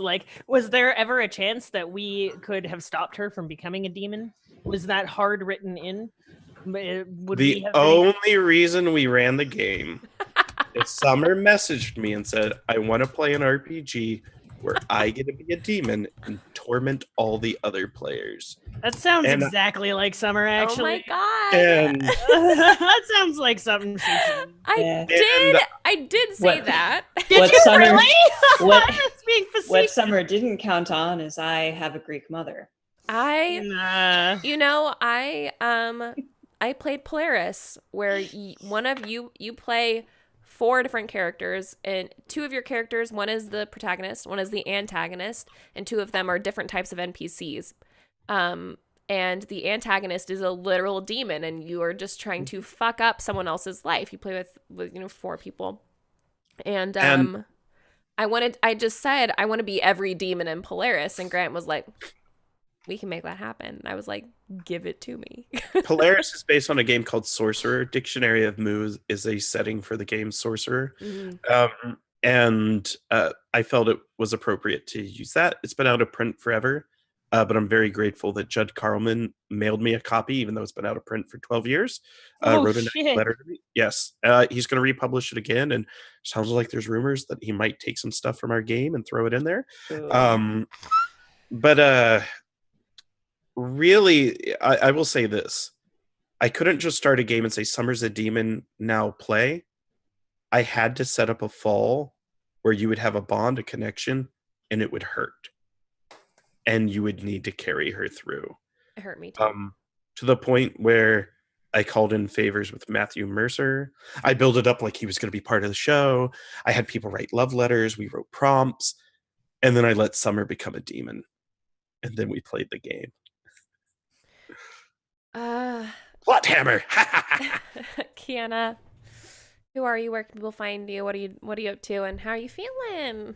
Oh God.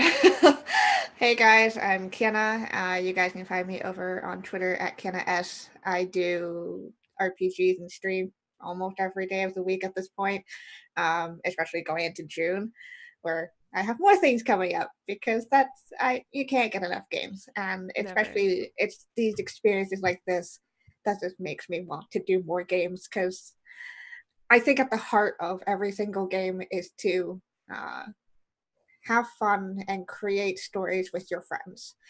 And this is what this was. And it's a beautiful experience, and I absolutely love it. It was a very personal game, I think, for all of us.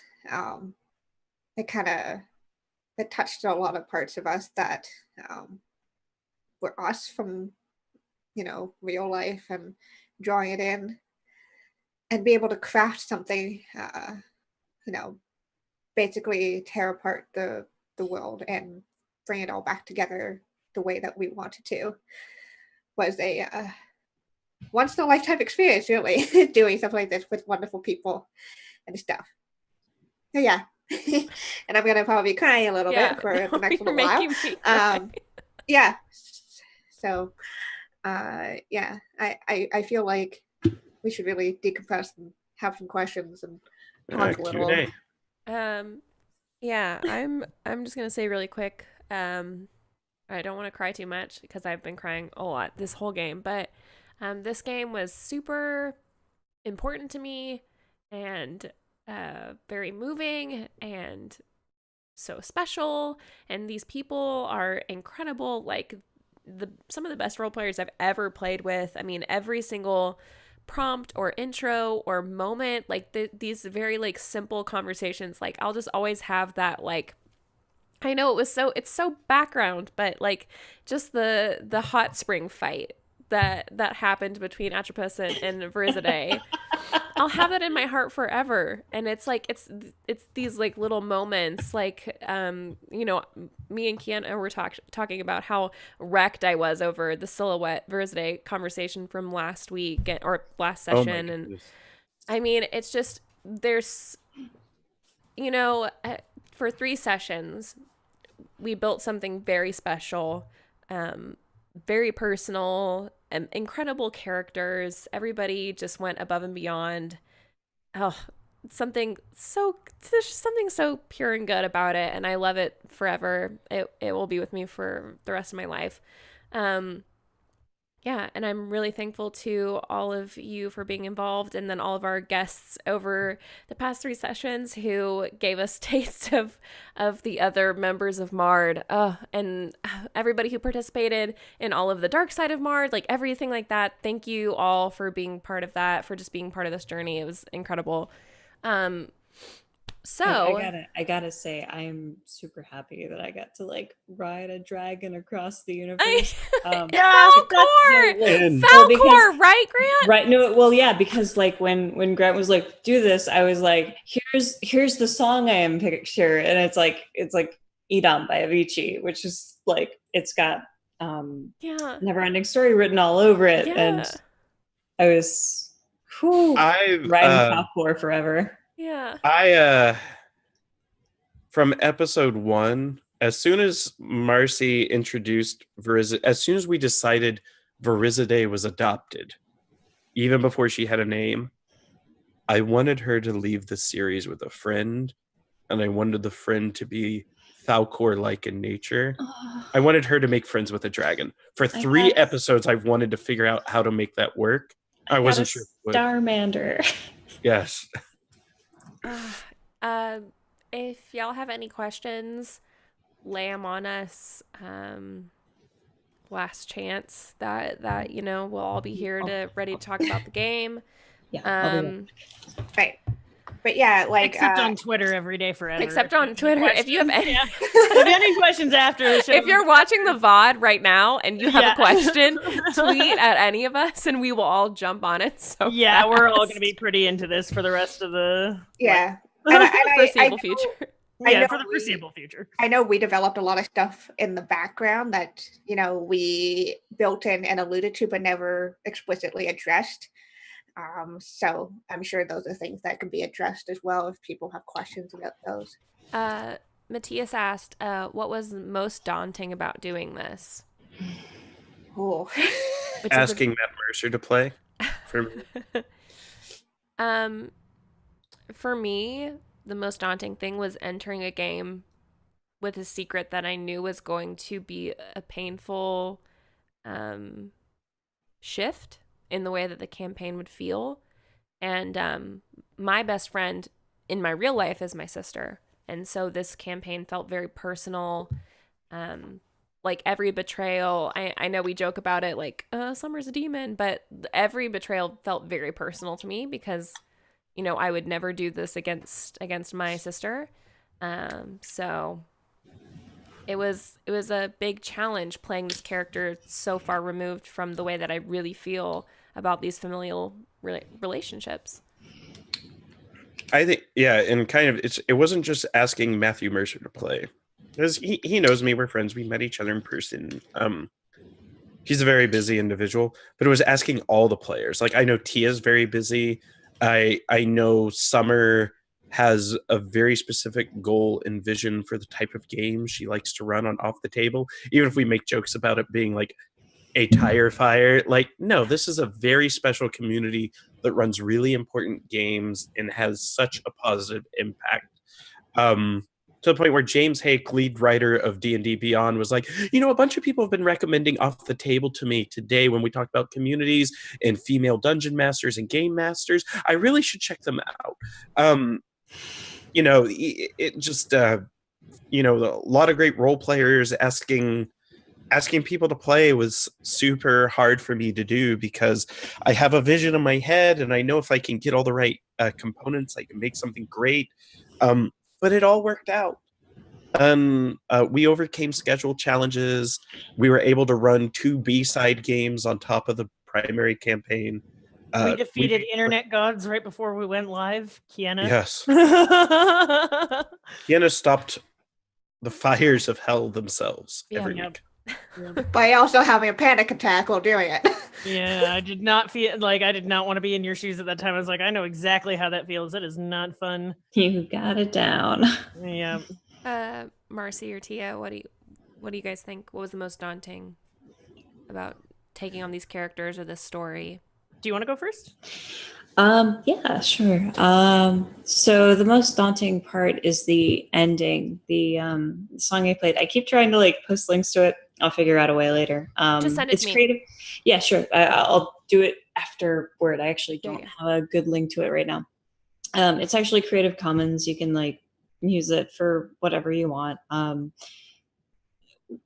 The ending is the most daunting to me. That is a song that I wrote for my mom while my dad was dying of cancer. And there were so many parallels between what was going on with the story and what was happening in my own life about 8 or 9 years ago that I couldn't help but sort of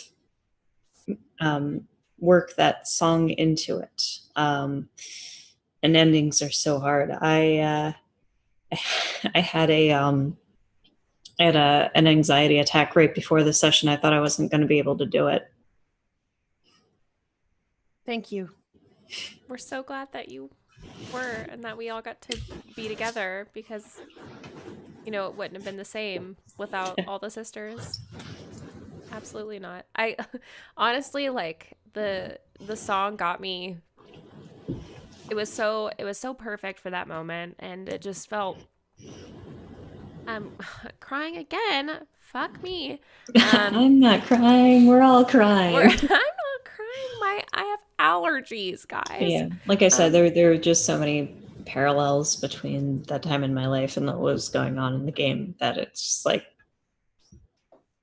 it was really special. Like it felt like it was written for that moment. Like that's what it really felt like. And I wrote that song 1 year after my dad died. So when I said like 2 years, that's actually like 9 years now. Yeah, but the 2 years was 2 years for. Yep. Oh Yep. gosh. I changed it back just for that moment, but every time I play it, I increase the amount of years. Thank you for sharing that with us. It was Yeah. gorgeous and perfect and wonderful. Tia, what was the most daunting thing about this campaign for you? Grant and I had an instant connection when we met in GexCon all those years ago. I don't think that I've ever sat 1 year ago. All those 1 year ago.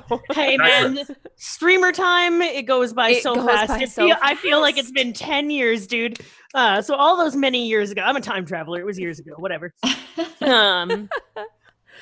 We had a really good sit down and connection about D&D and about, certain specifics in gaming and how we felt about gaming culture. And when he presented the story and it was Grant's love letter to gaming, I was able to empathize completely. I know how important this was to you and what it meant to you as a human being overall. And that was the most daunting thing for me, wondering if I would be able to find a character, create a character that would do the story the honor that it so obviously deserves. I mean, look at how everybody is in here right now and how everybody is feeling. So yeah, that was the most daunting thing, was to make sure that I didn't fuck it up, basically. Well, don't fuck this one up. So you did incredible, Addie. Such a good character. I'm so glad she stole the scissors from you and you couldn't get them back. Right? I know. Have Rude. like, every one of your like opening narratives have had like huge Carl Sagan like vibes going on, just like the most Carl Sagan vibes. I tried to give her monologues in monotone voices since I switched up. That was like her inner voice. Yeah, that was her inner calm voice that you were hearing. It's not as jumpy or all over the place as she was. It's very linear. I loved it. Yeah. No, this campaign was amazing, and I want to do it again. Kiana? I feel like a lot of it has been touched upon, like, trying to bring justice to the story and, just the fact that it's so personal. But if I'm going to do something very specific to my experience, it was incredibly daunting to play Natia.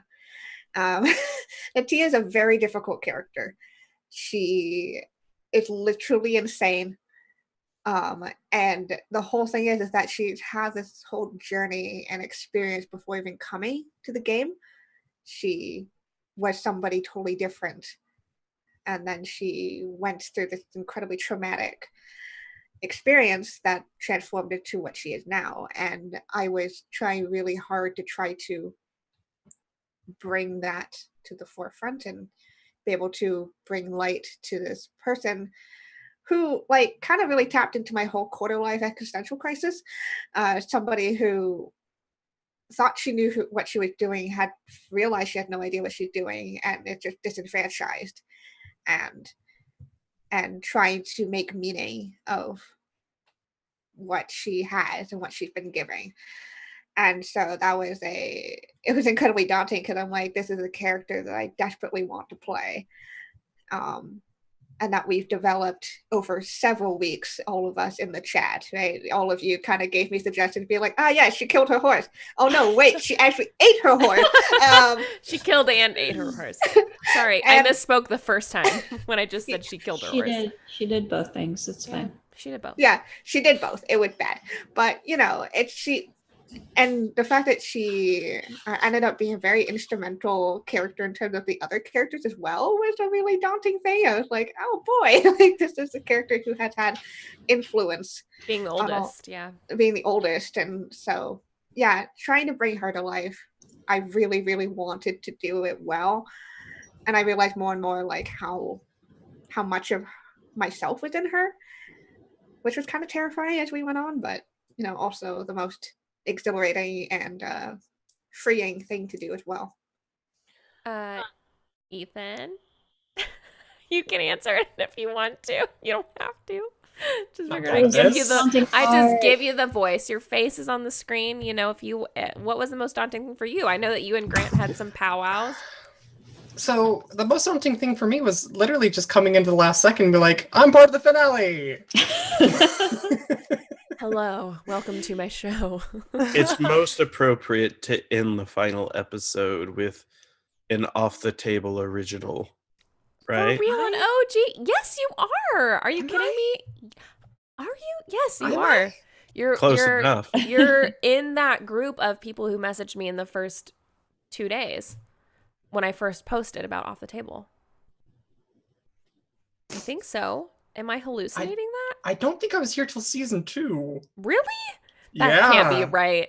That can't be true. When did you start Off the Table? August? Yeah, August. So I didn't even meet you till September. Okay, well that's fine. It was the end of August. My tweet went out August 10th. And then I don't think I actually joined Off the Table for a bit because I don't know. Basically, I was like, I want to be on one of your shows once. We'll do some digging on some tweets. I've done it before. Marr'd CSI up next. Yeah, but you're amazing. Thank you for joining us last the Cypher system is awesome. Choice. It is choice. It is really so amazing. That was also very daunting coming in with a system that I had. Thank you, holy shit, Marcy. Marcy saved us. Marcy. Marcy. Ethan can it's my attest. favorite system. It's very easy and it's wonderful. It is once you understand it, but I was having a tough time navigating. Great for both GM and player. Like it's empowering for both, and the craziest and most wonderful way possible. It's my favorite thing. We were supposed to tear up, and then we all realized it. 15 minutes before the stream started? Yeah, Ethan can I listen. knew beforehand. We were all like, wait, what? And Marcy was just like, okay, I've posted this all in the channel. Don't worry. Marcy's just all, go. I got you, boo. Talking us through it. Literally answering all our questions. Leveled up 15 minutes before the game started. But that's how easy the system is. You can level up and be ready to play in 15 minutes. You don't have to spend 2 hours going, what feet do I want? Yeah. Duck feet. To be fair, sometimes I'm like looking over the Cypher system or the Numenera powers, and I'm like, which one do I want? A couple hours, like just like it makes that much difference, but it actually does. It doesn't, because like being trained in something just makes you a little better at it. So it's still like. So we have 2 specific questions, and then I think we're just gonna wrap up. So Grant, I think this is mostly for you. Okay. What will the future of Brave New Worlds campaigns be like with this new story material? Okay, so I'm very interested in this question. A lot of it depends on when and where you're playing in Brave New Worlds. We know that Kiana's the first elf, but what is the current social, cultural appearance of elves? Elves are cursed people in Brave New Worlds. They fell. But you notice they went back to nature. This makes more sense. Now we know the elves didn't abandon the gods. They ran to their mother. They ran to Natia. They looked to Natia for guidance. So I think what it does is it provides a unique outlook on the different player races. So for those of you that aren't familiar with Brave New Worlds, it's my homebrewed campaign setting, and it breaks a lot of fantasy tropes where, you know, the elves have thorns emerging from their skin because they're a cursed people. The gods abandon them, but not the sisters, you know, not their original gods. Those are the only ones they care about.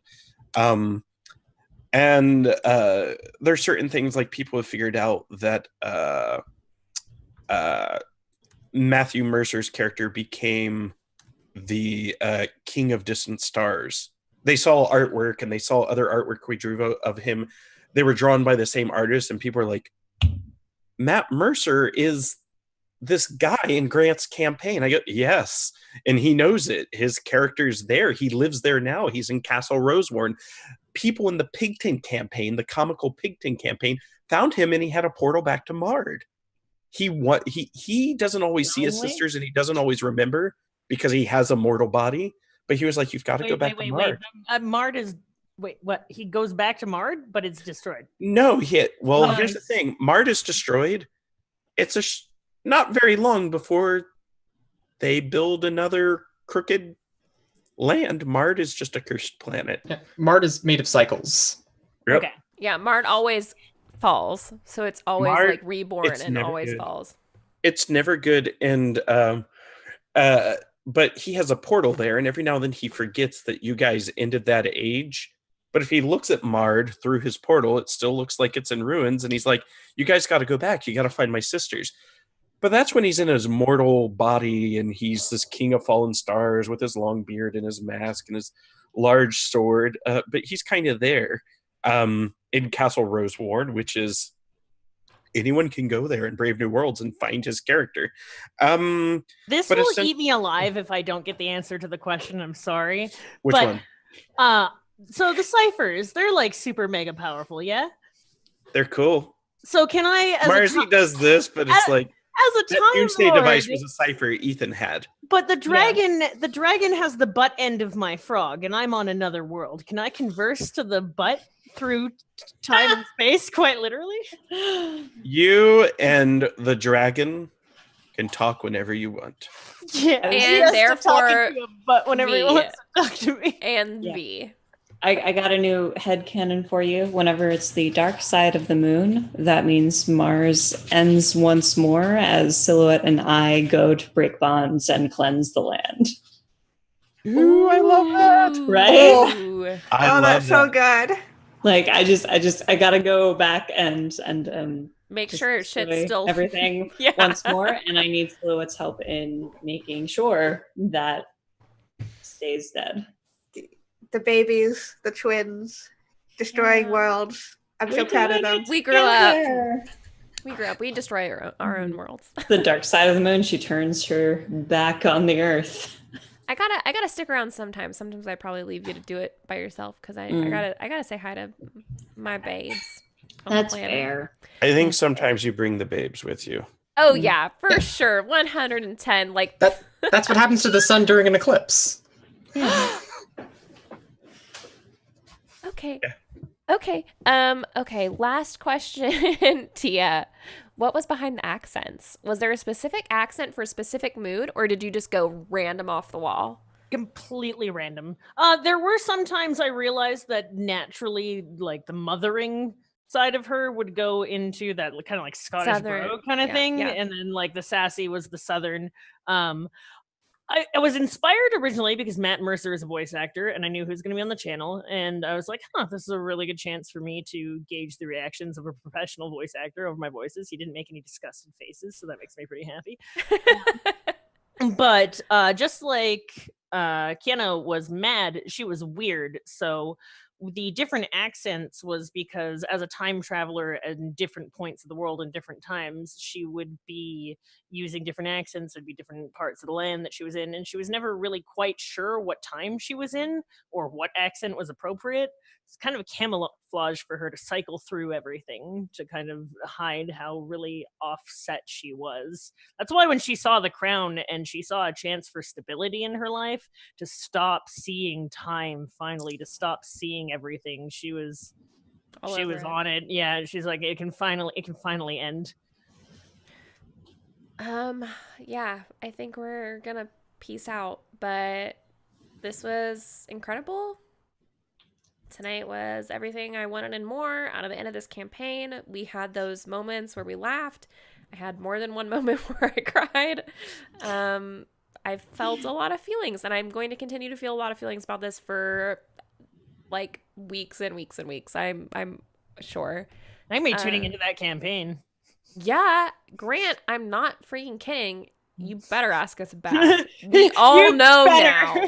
If you don't ask us back, we'll be offended. I mean, aren't we kind of gods? Can't we just crash the party whenever we want to? We'll just be in chat being like, oh yeah, suddenly I am just casting a shadow over this part of the land because I'm the moon and I can do whatever the fuck I want.